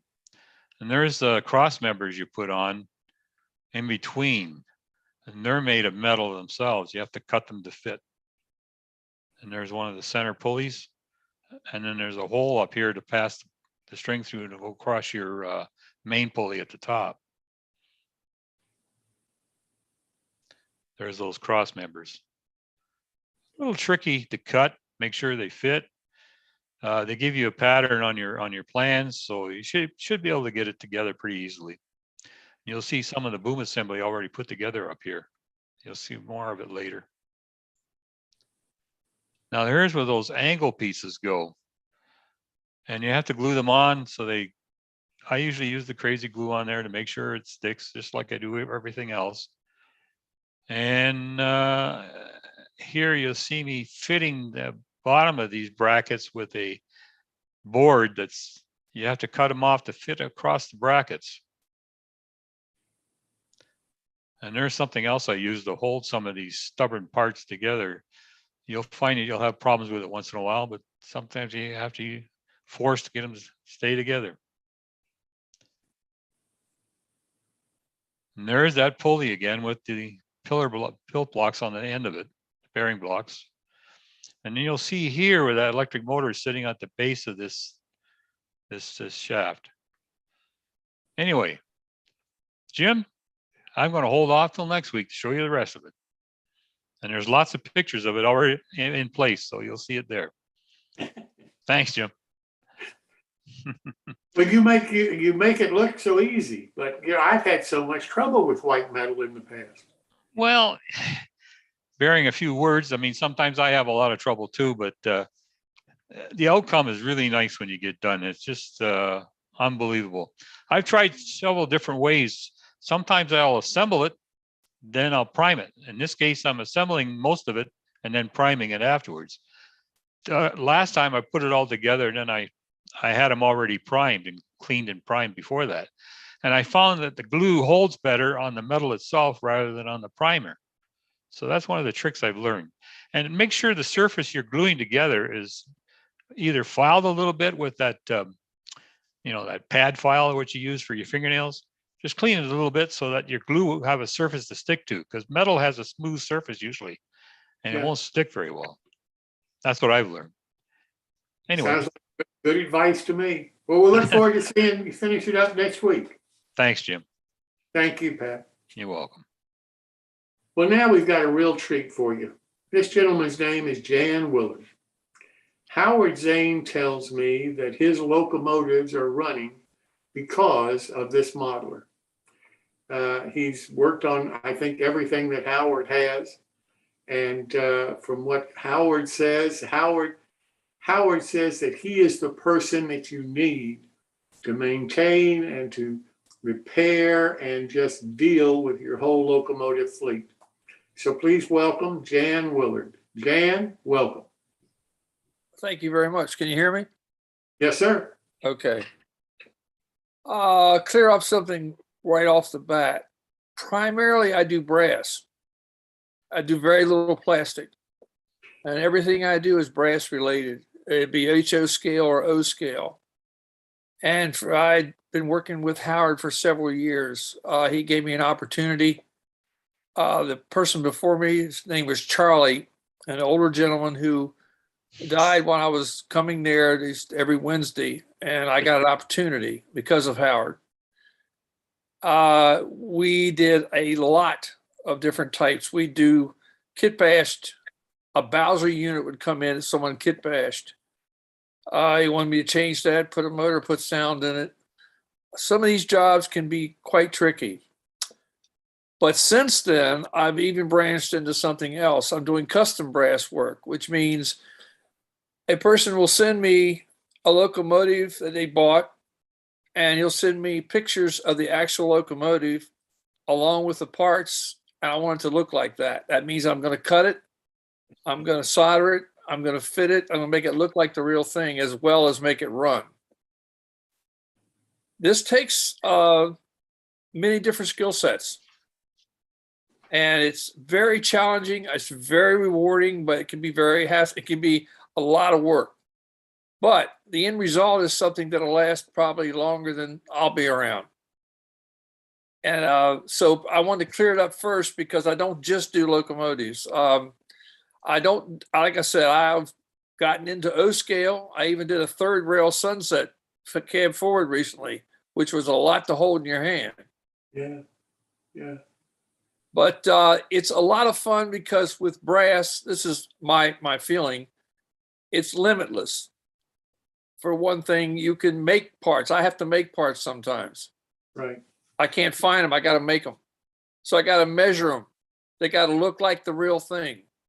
I don't do castings. I've had them done, but I actually will make the part. And it's not about the money. It's about the challenge. And the fact that you've done something for somebody who's really going to appreciate it, and you get paid for it, but it's also very rewarding. So I want to clear that up before we got any further. Well, I appreciate you clearing it up, but it sounds like, you know, if from your standpoint, brass is the way to go for locomotives. Well, not for everybody. No, brass is expensive. I say that, I mean, I love brass, but I'll be perfectly honest. 10 years ago, I would be more inclined to say, wow, yeah, but the market has changed. There's a lot of plastic. There's a lot of good models that have come out that have been, I mean, a lot of manufacturers make very good models. I would never say that. But for someone who collects brass, who likes to make them run, yes, absolutely. I got my ideas how to actually wire DCC from plastic models because they ran so much better. So there's a lot to learn from other people's work. Yeah. Well, listen, we've got some photos that you sent us that I'd like to show. Sure. Unfortunately, these are not in any kind of special order or anything like that. So we'll just show a photo and then maybe you can. I can explain it. Yeah. That Sure. would be great. So, Alan, if you could put up a photo for us.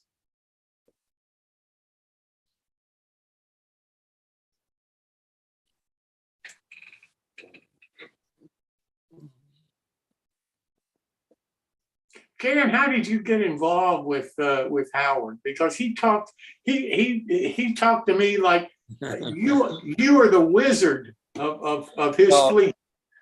I'll put it this way. He's had some very, very good people work with him. They're no longer alive. Two of them died that were excellent before me. I'm very fortunate. I started out as a young kid with a model train very early in life, and I loved it, and I used to take things apart. But I got away from it for many, many, many years. And I saw Howard's picture in a magazine one time. Oh, this is a good topic. Okay. One of my customers, Eric Bott, which I think has commented on this. Right. This is a modification of an engine for a very special engine that actually ran like this.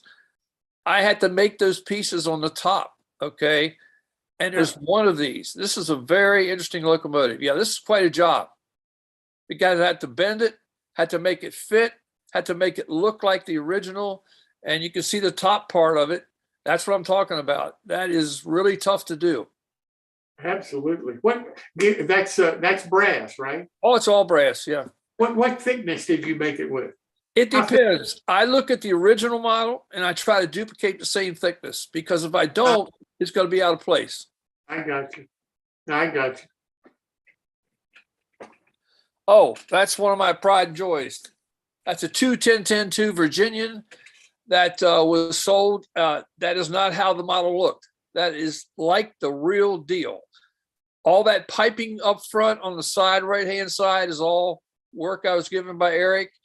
A lot of pipes were added. That whole front, I made that not the pilot, but the actual firebox. I made that firebox, redid that whole front. And that's the kind of stuff I'll do. All the piping he would give me. Here's some things I got from Precision Scale. Here's some drawings. And here's what the pictures are. And I followed that. That took a year to do that model. Now I wasn't working on it every day, but it took over a year. That's just phenomenal. I mean, that is just beautiful workmanship. Now, that's not even talking about the drivetrain, which is what is one of my specialties. If it doesn't run right, it's not worth a damn. I mean, why put sound in it if it doesn't run great? So underneath of that are precision scale gearboxes, Yeah, boom rim and fall hopper motors. I mean, I deal with the best motors that are made. And then I end up with a locomotive that is very slow, very powerful, doesn't make any noise. You know, that's part of it. Fantastic. That's what we all would hope for. That's a simple example. There's a fall hopper there. That's a 2224. That is one of the best motors ever made. Maxon makes good motors from Switzerland. This motor sells for about $100. You can get it for about 85. It can pull anything very slow. And then of course you use the the U-joints down to a boom rim gearbox. Silent, you don't hear anything. Now they have a torque arm. That's what that brass arm is that's going down the bottom to keep that from moving so it keeps stable. But you try to do that all the time when you're doing any kind of motoring. You want to have a really good motor gearbox relationship. Where do you get the motors? I buy them from Germany. I buy them directly from Fall Harbor. They have a distributing place in Florida, and I buy maybe 15 at a time. Yeah. Great people and great motors because they're airspace motors. They're in the satellites. Yeah. Okay. Now you can get other motors. There's nothing wrong, but I prefer them for brass models. If you're spending this kind of money, that's a small price to pay. Right. This is an example of how to modify a tough job to put a connector in and not ruin the model. If someone gives me, say, a W&R locomotive, a $2,000 locomotive, I can't screw it up, and I can't make it look like it's a hack job. So I got to really work on it and get it placed where it looks like it came from the factory that way. And that's an example of a 9-pin connector going back into the locomotive upside down. Right. And that's important because if someone has got its investment, you want to protect it. If I'm going to do any work where I'm going to modify something, I'll get permission first. Hey, I'm going to have to remove this for this reason because I don't want to assume I can just do anything I want to do.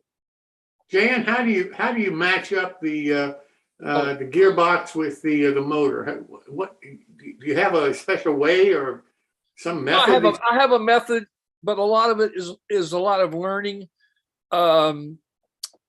That whole thing, the symmetry in the locomotive is all based on geometry. I mean, one side turns, the other side turns. You make the, I'll give you an example. With the motor done correctly, when you turn the locomotive on, you can hold it with your hand and it ought to spin. It should never slow down. It should really spin and almost, you can't hold it. That means that motor is pulling well. And in fact, that relationship is very important because the only thing making contact is the top of the track and the rim. There's nothing else. If that doesn't, all those wheels don't come down that track level, you don't get the same contact or torque. That's a common rule. It's not geometry, but it's just torque.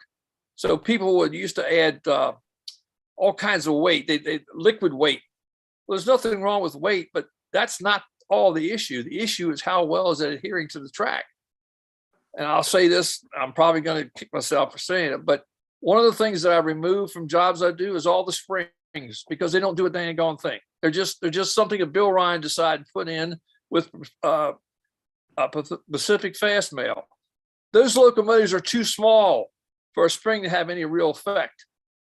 A Connie who made locomotives back in the 60s didn't have any springs, and today they will still pull anything. That's the principle. So I make a different arrangement for those locomotives. That's the kind of stuff you do when you learn how to really make that thing work the best it can. Right, right. That's I do custom made backheads. All those parts are individual brass parts to create a backhead. There's no backhead in that locomotive. So I'll make the plate and then I'll add these brass pieces.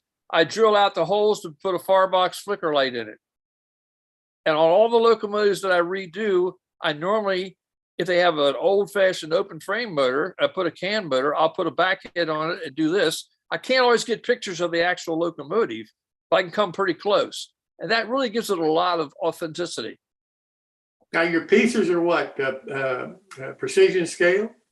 They have Well, cow scale used to have, they still do have some pieces, but the only real ball game in town is precision scale because they make O scale, N scale, S scale, HO scale, brass pieces. Yeah, they're good people. Yep. So they come from there, and then I make that up. Now, sometimes I can buy a backhead and I'll size it down and put it in. Sometimes I can't, I got to build it from scratch. And you know, when you think about it, that's not a cheap model. Once you have paid for all of those individual pieces and then paid for the time to put them all together and all that, you've got a fairly expensive model. I probably give away more than I make. That's okay. I'll do that. Yeah. I care more about what it's supposed to look like, and I'll let some of that go. It's just you can't get your money back on everything. Yeah. Now that is a job. I'm real proud of this. There's a locomotive called John Henry, which is a very big electric, I think out of Pennsylvania. It was made by, if I get this right now, it's not KMT, it's Alco. It never ran right. It wouldn't go around a curve. The problem was I got one from another client of mine, and I said, okay, let me work on this. Well, I took the original trucks off, and sometimes I'll do this on diesels, and replace them with trucks off of a plastic locomotive because they're quieter. Mm-hmm. That's a Fallhaber motor. I milled the frame out and put everything halfway down in the frame so I could get less, I could get a longer, you see the gearbox, there's two gearboxes with universals.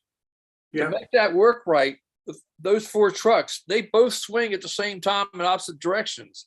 Right. So you have to work out a way when it turns, it doesn't bind. And that's what I came up with. It'll do a 36-inch radius. Before it wouldn't do a 48-inch radius. They never ran.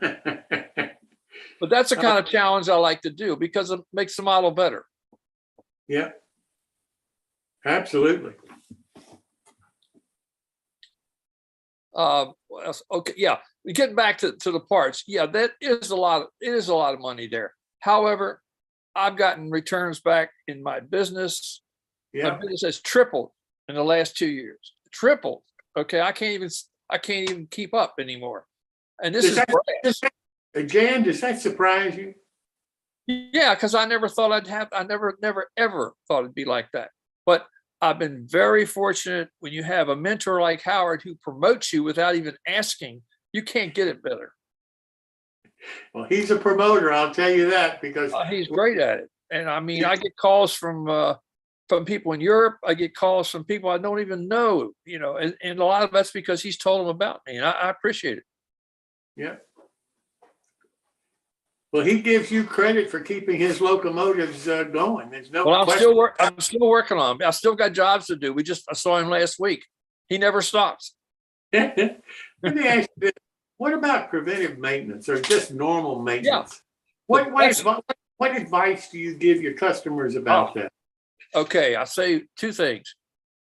I know this from a fact. People who buy brass and collect it, and just collect it, don't ever run it because it won't run. If you let it sit for 30 years, all that grease will be hard as a rock. If you're not going to run them, don't ever run them. But if you want to run them and keep them lubricated, run them.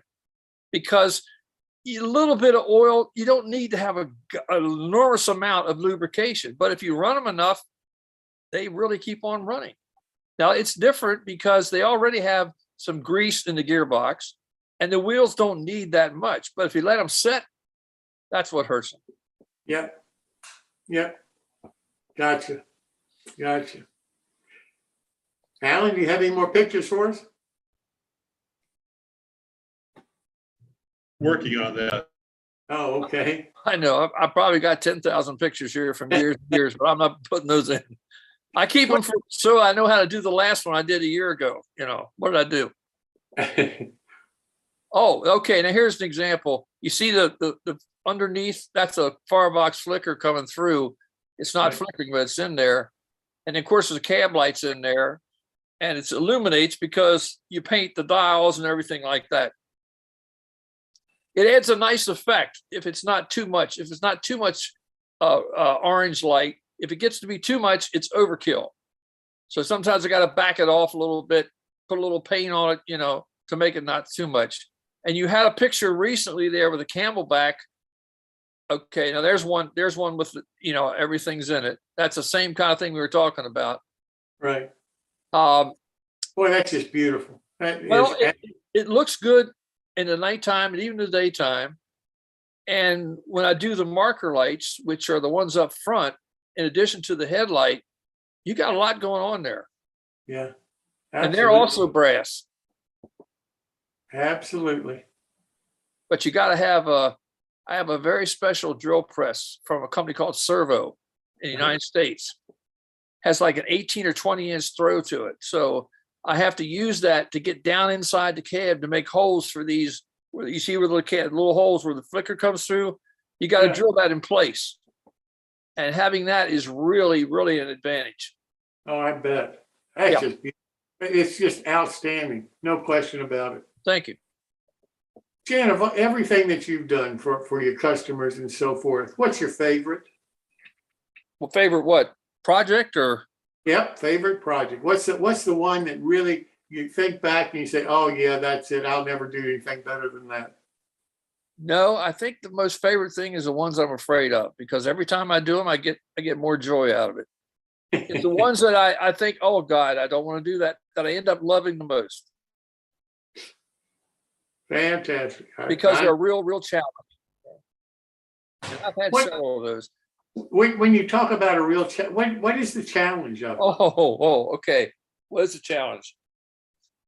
Okay, I just did the first one of these, a cab forward O scale by 3 rail. That's a Lionel. Okay, but it's brass. Somebody dropped it. Well, that's about 35 pounds they dropped. They really messed the front end up on it. And I've learned how to bend stuff back. I make stuff. My painter has taught me tricks to do when you bend something in metal, how to take out dents. There's an art to that. Okay. Yeah. So all that was fairly simple, but they busted a gear in a gearbox, and they don't make those gearboxes. Nobody makes them. Nobody has a replacement. I went to a gear company called Pix. They said, well, we'll do 25 for $600. You won't do them for me. And I thought, but now what am I going to do? I said that, but what am I going to do? So I went back to Precision Scale and an O scale catalog. I said, well, there's something that looks like it would work. Now, will it work in this locomotive? Well, it did, but I had to do a lot of milling, and I have several milling machines. This thing is very big. Lionel O scale brass is heavy. Yep. You got to get it in the vise. You got to get the mill in there, and you got to really take your time. I got it all done and realized it's not working right. It would pull the front part. It wouldn't articulate. It wouldn't pull the back part. Then I find out the gearbox has got what they call a coasting gear in the back. It's never supposed to pull. It's just supposed to drag the back part. Oh, that's nice. So what do I tell the customer? Tell them the truth. I got it to work for you. It didn't run before, but I can't do it all. He said, that's okay. I'll sell it honestly what it is. I said, okay. That took 4 weeks. Now, I'm talking about this kind of work can be hard because you're in territory you haven't been before, but you got to have enough faith in what you're doing. And if you don't, you go talk to somebody who's been there, because nobody has all the answers. Nobody. Yeah. And those are the one that was a tough one. And that was probably the hardest one recently. But if I think about it, with Howard, we did stuff that I've never done. I didn't think, how am I going to make this work? But they all worked because he was a great help in encouraging me, and being things out of the box makes you want to work harder. Yeah. Because it's something no one else is doing. And he likes stuff he'll buy an locomotive, that unknown name, because he wants to get something that most people don't see. He could buy anything he wanted. He could get every brass locomotive ever made. That doesn't thrill him. He likes different stuff. Yeah. That creates new challenges. So for me, it's the stuff I haven't done, or something I'll say, oh my gosh, I don't know if I can do that. That really I learned from. I really learned a lot. Jan, Jan, of the manufacturers out there today, who's making the best brass? Well, there's only about 2. They're all gone. We don't have them anymore. They all went out under because, like I said, the market changed. I used to have 250 steam engines. That was at one time worth about $300,000. They're probably worth about less than $90,000 right now. Hmm. But they're not going anywhere. In fact, the people that have these, they're not going to give them away. They're going to keep running them as long as they can, and they'll run forever. And Yeah. I get more business now. They want to say, I want to run my brass locomotive. Okay, what do you want to do? You know, so it's that kind of thing. And if it's an investment, you're going to lose your money because it's not that anymore. At one time in the 90s, it was big. I mean, Howard had the shows. I mean, I can't even tell you what he'd make, but he made a lot of money, which he should. But brass doesn't sell like that anymore. The only people selling it is brass trains, who do a very good job in Florida. And they sell to Europe. But I think a large portion of their selling is in Europe. They have the money, not the United States. Now that's brass we're talking about, brass locomotives. Well, why did that happen? Because they're used to paying $5,000 for a locomotive. Yeah. I mean, and for them, they love to collect. They have the money. The United States is not in position right now. It used to have, say, 5 years ago. We know that. But the whole industry changed. But it's also changing back. Now some things are going up, some things are going down. You have to be someone like Howard to understand how all this works if you're going to buy it. But you can't buy it as an investment. It's not a good idea. Yeah. Well, But go ahead. Back in the 60s, the 70s, Yeah. you know, everybody was buying brass for an investment. It was well, that's what I'm saying. There was a heyday up to the 90s where, oh my gosh, you could really, you buy it for 60%, you sell it for 100, you're making 40% profit. Yeah, that's a lot of money. Yeah. Those same locomotives are still around. But I'm saying this from a monetary position. Brass Trains has the best inventory of brass. They do very good brass business, and they sell the most of anybody because they sell a lot, and because they can raise the prices in Europe and sell it. They'll pay it. Yeah. Yeah. They get a good product. They get it. There's nothing wrong with that. That's business. But the United States has changed its attitude about brass, and it's okay. Because Well, now what changed, Jan? they made plastic locomotives. They said, well, we're going to make plastic as good as brass. But now you're paying $600 for a plastic locomotive. What is the difference? I can get a used one for $400 as brass. There's a difference in the quality. It's a difference in the detail. But the thing was, they wanted to get on that wagon because they knew that you could make money. And I mean, BLI, MTH, great, very, very good locomotives. Yeah. Nothing wrong with any of them. Okay. Yep. MTH is no longer what it was. They made some of the best HO hybrid locomotives around. They're very, very well made. The best smoke locomotives you can buy. But now they're not doing that anymore. He sold that to somebody else. Yeah. So what happens is there was people called Division Point. There was Precision Scale. These were big ones, right? Precision Scale doesn't sell engines anymore. They used to sell engines all the time. They stopped selling them. Pardon? No, go ahead. Seeing that yellow glow of gold in your hand. Got to stop my phone here. Oh, okay. But what happens is they would Precision Scale put out a catalog of 20 locomotives this month. Oh, they were beautiful. All of a sudden that starts diminishing. They're not buying it.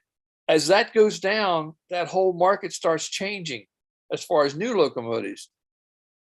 I think there's some new S-scale locomotives today. There's some Sunsets still around, but it's nothing like it used to be. But the locomotives are still out there and still being used. That's the difference. Yeah. They don't go away. Are people taking them? I'm assuming that a lot of the brass that's changing hand to now is becoming running rather than just sitting on a shelf. Is that right? Well, I'd say by my business it is. Yeah, my God, yes. And I mean, we're talking some nice stuff. I mean, it's not junk. Yeah.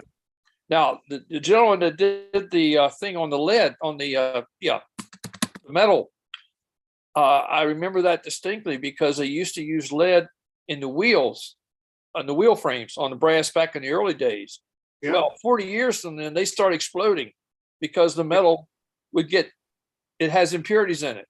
Yeah. Now, we're talking years, 40 years, okay? Right. But I've had those explode on me, just come apart because they're that old.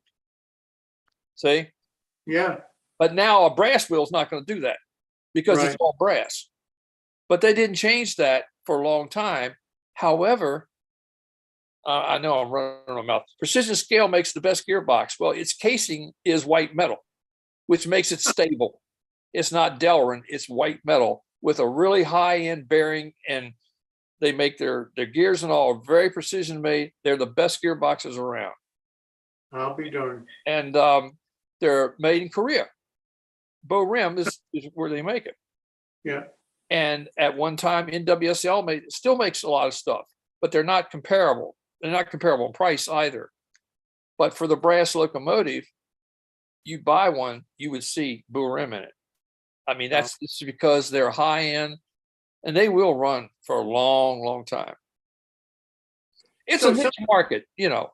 Yeah. So somebody sends you a brass model that's been on the shelf for 25 years. How do you get it? How do you get it into running condition? You start taking out the what's it? Not turpentine, but lacquer thinner, and you start degout. You start putting the whole thing that you can down in that, and you work and you work, and you get this cake grease off, and you work through it, and finally you get the wheels to start turning, and then you see, okay, is anything else okay? And after you've done that in the motor, you might get to run very well, but it takes a while. That's what happens. It all turns to hard grease. Yeah.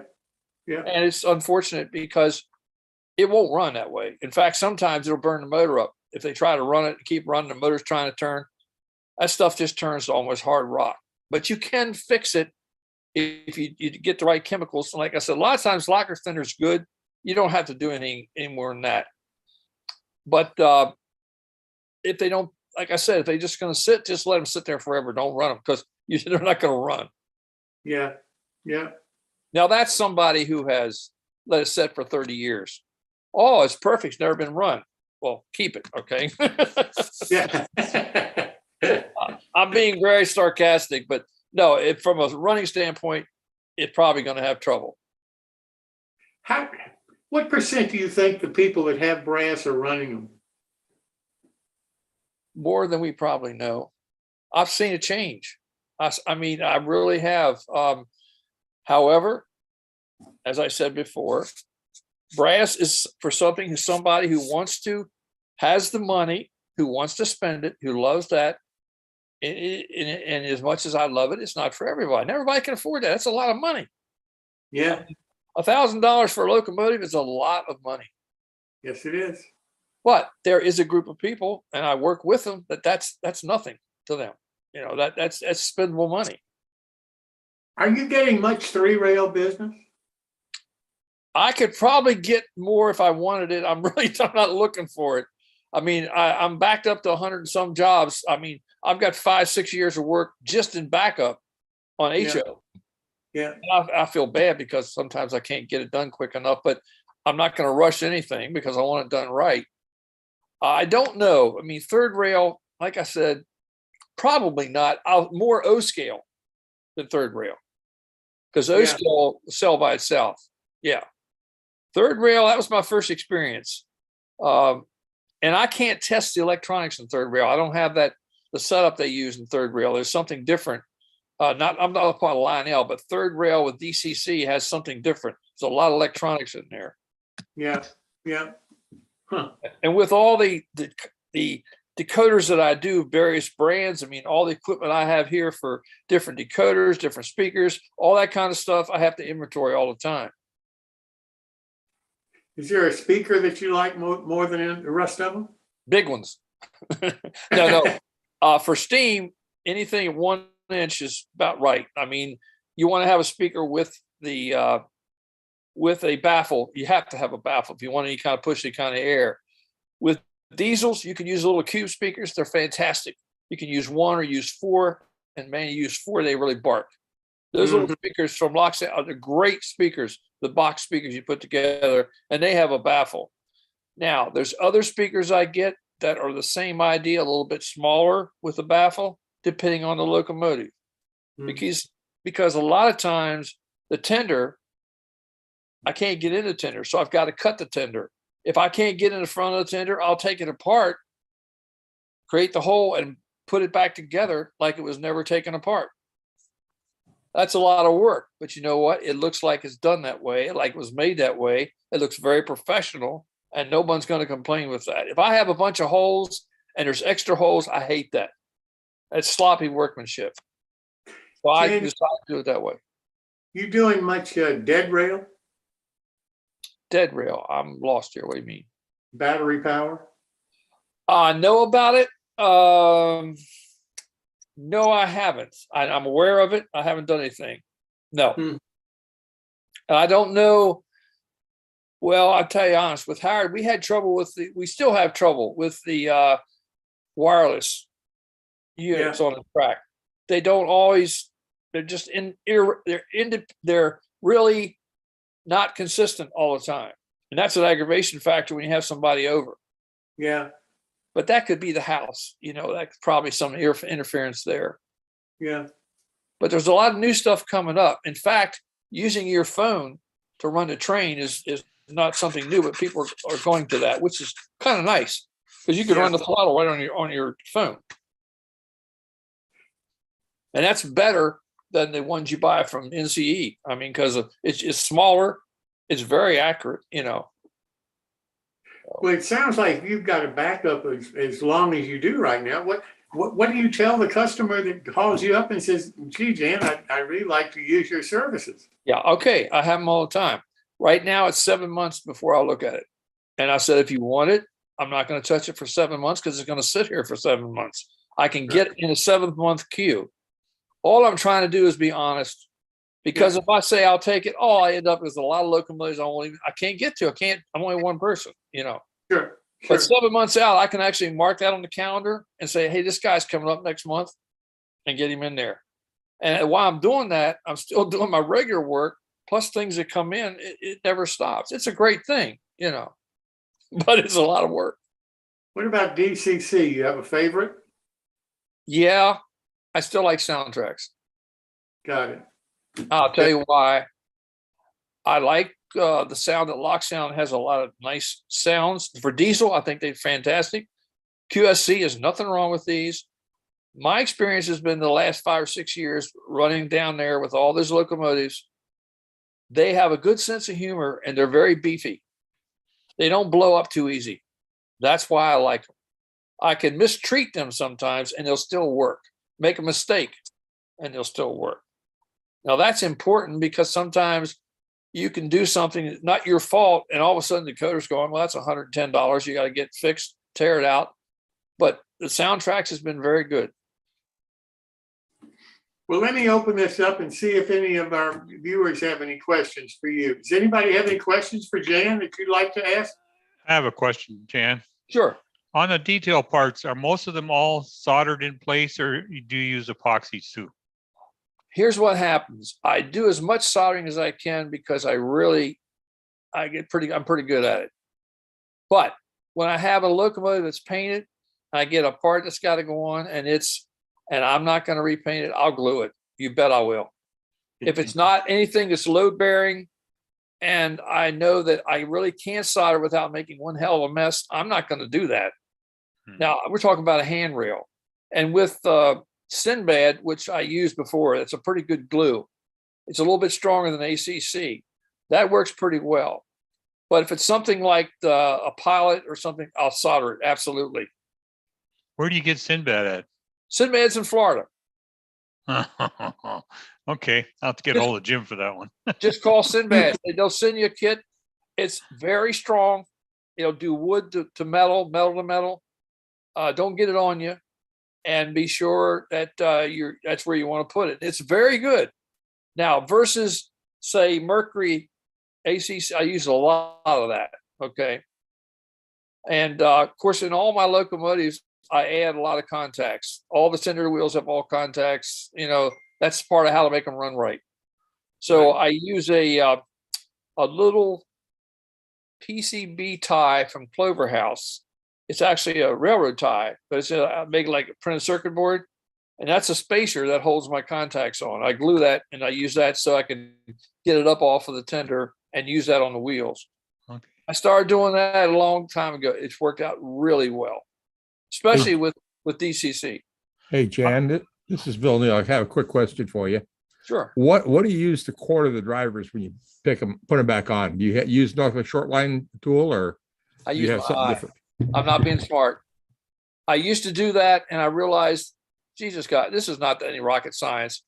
All the wheels on one side got to be the same plane as the other. It doesn't have to be 90 or 89. So you eyeball it in there. Here's the trick. Take the wheel off and you look at the gearbox, you turn upside down. You know that the actual, where the screw goes, comes straight down. Well, how you do it. Okay.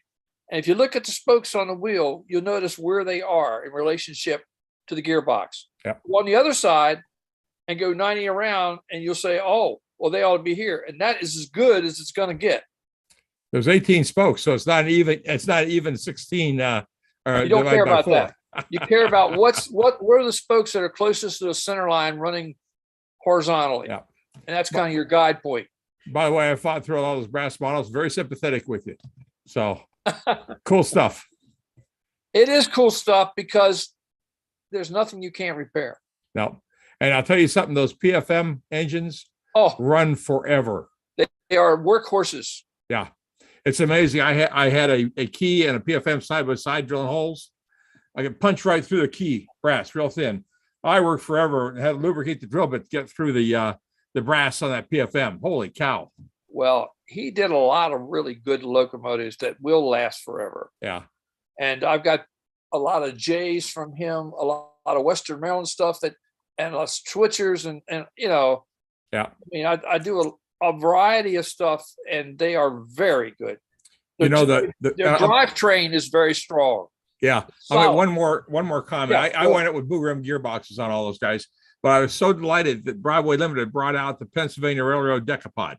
Yeah. Because it chased all those old PFMs that everyone had on the shelf out into the market. And I just grabbed all that stuff up as soon as it hit the market. Yeah, it was good. So you're smart. That's a good idea. Yeah. They'll be running a long time after the other ones die. Okay? They're outlast me for sure. The only problem I say is this: if you drop a plastic model of steam locomotive, good luck. Once you twist it, you're not going to fix it. It's done. Yeah. That's the whole point. You can smash the front end on a brass and bring it back. Can't do it in plastic. That's right. That doesn't mean they're bad. I'm just saying from a fix-it standpoint, there's a challenge there. You got a better chance fixing the brass. Yes, than you do a plastic engine. That's the whole point. Yeah. Done it many times. Right. Jan, the universals you used on that fall baller, were they glued onto the shaft on the end there? Were they epoxy? Here's what I do. Here's my trick. You've ever heard of J&B weld? Yes, I got some. That's steel epoxy. Mm-hmm. What I do is I take the actual the female part of the dog bone. Okay. Mm-hmm. I'll put it in my lathe and I'll get the right drill bit to be just a little bit undersized the shaft I'm going on. Mm-hmm. I'll add the J&B and force it on. It ain't gonna go anywhere. No, it won't. That's why. That's how I do all of them. Is it made of Darrell plastic? Now the Delron's fine for that. That's fine. That's quiet. In fact, the best universals were made by Overland. Okay. The long ones, you cut them down and everything. I think you could still get. I don't know if you can't because the guy went out of business. That had all the stuff up north that had all the beautiful stuff. Get his name, but you could still get those universal drive shaft sets, and they're Delrin, but they're really well made. And I use those when I have on a diesel. I have a long distance between a double-ended motor. They're really good for that. But I always use the J&B weld rather than trying to put knurls on it. Now I'll do that on a wheel. If I knurl a wheel a little bit, I'll still add the J&B epoxy to give us the extra amount of strength. Good. Thank you. Sure. Any other questions? I'll probably think of a million of them after I leave. Well, Thank you. Jan, thanks so much for taking some time. Oh, I with us. enjoyed it. I appreciate it. I really do appreciate it. I wish you the best of luck, and please come back anytime and talk to us, because I'm fascinated by what you do. Well, I appreciate that. And I thank everybody. I enjoyed it myself, so thank you for having me. Yes, sir. Thank you so much. Okay. Good night. Good night. Well, that pretty well finishes our show tonight. It was a little long, but I hope you enjoyed it. Most importantly, I hope you learned something. If you haven't subscribed to our website, I hope you'll go to our website, newtracksmodeling.com, and subscribe. Then you'll be able to get the emails with the login links for our Zoom shows. We have to do it that way to try to eliminate the hackers. We also hope that you'll subscribe to our YouTube channel, New Tracks Modeling. We have about 650 videos of our shows that we've done now on that channel. And we hope that you'll be able to enjoy some of those. So thanks again for everybody that is here this evening. I hope you'll come back again. And as I say, I hope you enjoyed the show, but most importantly, we hope you'll learn something. So that's it for tonight. We'll now do the after show. And again, of course, our fisherman, Clark Kooning, MMR, is not here to run that. So I will open it up, as I normally do, to anybody who may be new that we haven't heard from. If you'd like to make a comment, make yourself known, and introduce yourself, now would be a great time to do it. If we don't have anybody that's new, if anybody else would have any comments, please feel free to make those at this time. So who wants to talk? Well, I'll add something if the gentleman that was asking about drive shafts are still on here. Okay. Depending on what scale you operate, you might look into some of the drive shafts that are available for radio controlled cars and trucks. They make some wonderful carbon steel CV style shafts. They make actual ball bearing U-joint style shafts that are both carbon steel and Durlin. I can't remember if it's some Sunset Limited or which brass company it was, but at one point in time, the Durlin shafts that they were using were actually designed for a Tamiya radio controlled car, and they adapted them into the brass locomotives. I mean, I didn't know that. Huh. So, it just goes to show you what's available in other hobbies that most of us don't know about or never thought about. And, it's just not there as far as we're concerned. well, and a lot of that stuff, the radio controlled guys require stuff that it takes so much abuse that it's unreal when you start talking model railroads. But a lot of that stuff can cross-reference depending on what shaft input and output shafts you need for your gearboxes and your motors. A lot of that stuff can be found in the radio controlled car world. I'll be darned.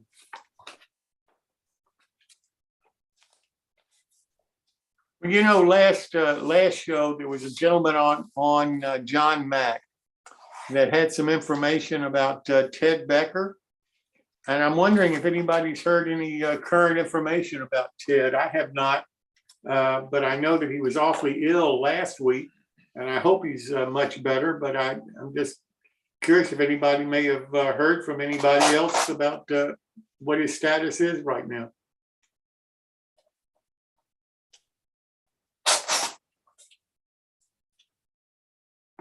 I haven't heard anything.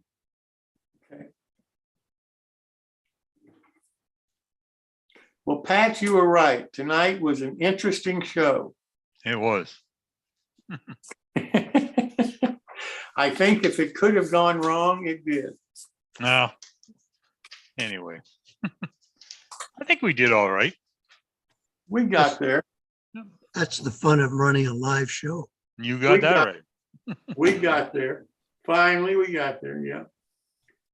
I really enjoyed talking to Jan, though. I mean, he's just a fascinating guy. My God. That many locomotives to do is unbelievable. Can you imagine, though, the cost of a brass locomotive after Jan has done all that he can to it with the back end and all the rest of the detailed parts that he uses and everything? You got any idea what that cost would be? You would even ask, if you asked him to do the job, you'd let him do it. You would even ask what the cost is. I know that is scary, but I mean, the talent that he has, gee whiz. Unbelievable. He'd be a person to learn a lot about from it. Oh, I'm surprised he absolutely. hasn't got a partner. Well, you know, that was a question I wanted to ask him, and I didn't do it. But you know, he said how he got with Howard and so forth. He learned from the other guy that was doing it for Howard that was sick and had to quit. Yeah, well, he learned from somebody. Be nice to pass it on to someone else. Well, that's what mentoring's all about. My gosh. But can you imagine the education that he'd be able to give you? Yeah, man, I just learned a lot just asking him a few. I've never heard of that glue that he talked about, Sinbad. I've never heard of that before. Neither have I, but I don't think they'd be able to ship it to Canada. I thought it was pretty interesting how he quartered the drivers by sight. Yeah, I did too. That takes some skill. He's done enough of them. I think he could do it with his eyes closed. Probably. That's still the most challenging part about remotoring and regearing a locomotive. Yeah. Is pulling those drivers off and getting them back on so that the whole damn mechanism rolls nice. But you know, he didn't even hesitate when you asked him that question. He didn't even hesitate. No, just do it this He's way. done enough of them. Yeah. And you know, it's so funny. What he reminded me of was the way Howard answers questions. You ask Howard, how do you make this passenger car in a day's time? How do you complete a passenger car from scratch in a day's time? Oh, well, it's no big deal. You just do this and this and this and this. Yeah, right. And it just kind of falls together on your desk. You know, it's no big deal. And I'm thinking, my God in heaven. Just use Sinbad glue. Yeah, I think you start to realize that you spend most of your modeling time thinking about what you're going to do next. Yes. These guys don't think about it, and they move step, and they get it done. Yeah. But can you imagine he's got a 5 years of projects sitting there 5 year now? backlog. So you want your brass locomotive re-geared or whatever? You want to make sure you live long enough. You're looking at 7 months before you can start. Hey, wait! I want a fleet. Yeah. I think if you model and operate steam, you either accept what you can find in plastic or you learn to do those things yourself. Just have to. Yeah. But I'll tell you, having somebody like that do it, you know, and have that locomotive run the way that he was talking about. Yeah. That's talent. I mean. Oh yeah. Well, it's also buying a really good gearbox and a really good motor. And I can't overstate replacing those gearboxes. I got a shipment from Booram gearboxes, and it made such a difference when I do the locomotives. Incredible. When he was talking about the plastic models hitting the ground, what you do with them is replace them with brass parts. Yeah. Or you can go to a swap meet and find somebody else has dropped a model and hope that they didn't break the same parts.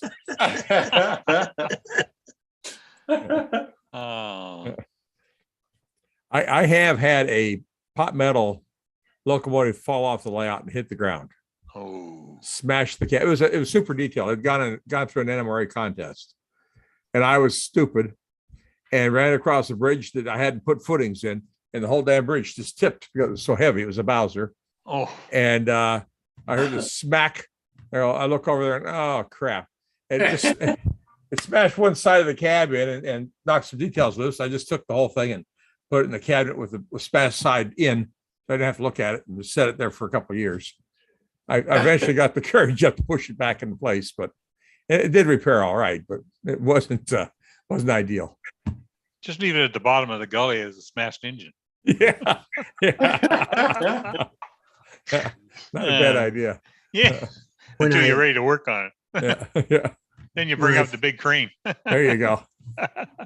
When I first got Yeah. into model railroading, I used to paint brass. And the first brass engine I ever did was a Pacific. Did a nice paint job on it, put it in the oven to bake it. Oh. And I was unaware of, I just figured you use the, run at 350. Oh. God. Anyway, then the guys told me afterwards, no, you only do it at about 100, Yeah. just to heat it up and a little bit. Anyway, put it in the oven, open the oven about 20 minutes later, and there was all the parts all over the tray. Voila, brass kit. Yeah, believe it or I figured not, what he had. I put it all back together, repainted it, and sold it. There you go. I remember that one. You're not the only person that's done that. I had a friend do that with a Santa Fe 484, and he just cried. Man. It's sad when you open that door Oh and you yeah. see all those parts sitting there Oh on the yeah. tray. Oh dear. It's a sad thing. Remember the day we cut part of that engine in half and added another piece or something or other in? I can't remember that one. Remember that, Gary? That one you I've- cut. Yeah, Cut it. yeah. I had done it was a plastic engine, well, body, and took it steam and took it apart, fixed it all up, kit bashed it, put it together, and it was 13 inches too short. So we had to take it all apart again. Rebuild it. You brought it over and I ran it through the table saw for you. Oh dear. Yeah, it was nice. Those German motors that he mentioned, you all use those? Probably, yes. I've used them. They're very good, but I just don't spend the money on it. I get a $30 Yeah. Canon or something like that. Somebody Yeah. mentioned Motorman went out of, has died or passed away or something. He passed away, yeah. So they're not running it anymore, that business. Motorman. I think you have to go through some other sources. I don't think we're the only ones that use these motors, so I think they're probably available, but just have to find the source for them. But they are expensive, and I find that some of the Canon motors and some of the others are good enough for me. Yeah. They run Yeah. pretty smooth. Yeah. With a good gearbox and a smooth mechanism, you get the good performance out of them. Yeah. Yeah. Now I think there's probably a level that he gets a little bit better than what I'm getting, but I think that I can live with what I got. Well, I'm You see gonna the guys say- come down there and they slam them around and run them too fast. I'm going, why do I spend all the time doing this? Yeah, it makes you sick. Yeah. They don't Well, seem to appreciate it as much as you do when you're putting it together. Sometimes not, but that's all right. It's Their for me. It's my hobby, and I can't make it come alive without the other guys running the railroad with me. So it's Yeah. it's an acceptable situation. Yeah. In fact, I tell the guys when they first start operating on the railroad, I tell them, you can't break anything that I haven't already broken twice. So don't worry about it. Just tell me if you break it so I can fix it, so. Boy, that sounds like my kids with the radio controlled cars. Oh yeah. I got a couple that I built, and that's how I know about the carbon steel drive shafts. Because that's typically the fusible link on some of them RC cars are the drive shafts. Really? Yep. Yeah, it's if something breaks, you want it to be the drive shaft, not the gearbox. That's Then you probably upgrade- true. And then you upgrade the drive shafts, and then you upgrade the axle shafts, then you upgrade the differentials and the gearboxes and the transmissions. By the time you're done, you got about $8,000 in a 1/10 scale RC car, and Well, you know, I've seen guys do that with real automobiles too. They up the horsepower a little bit and they start breaking the transmissions. They put a new transmission and then they got to put a new differential in. I mean, pretty soon you know, you may as well have gone out and bought a Corvette or a Dodge Hellcat and been done. You know? well, that's like me. I have a 1983 Chevy Silverado I play in the mud with. Yeah. And yeah, you build it, you beat it, you break it, your feet. Yeah. Yeah. You always find your weak link. Yeah. I've got a little sports car with a supercharger in it, and I'm waiting to find the weak link. So far, it's been okay, but you know, it's still kind of interesting. And my weak link has always been the motor for some reason. Yeah. Primarily mine has been behind the steering wheel. It's been that kind of thing. Well, that one too. I've gone through 5 small block Chevys, 2 big block Chevys, and a diesel so far. Holy crap. You must play pretty hard in the mud. Oh, well. Yeah, you could say that. I got 44-inch tall tires on it. Oh. And everybody keeps telling me I'm going to hand grenade my front axle. Well, I blow something else up before I hand grenade the front axle. So Jeez. That sounds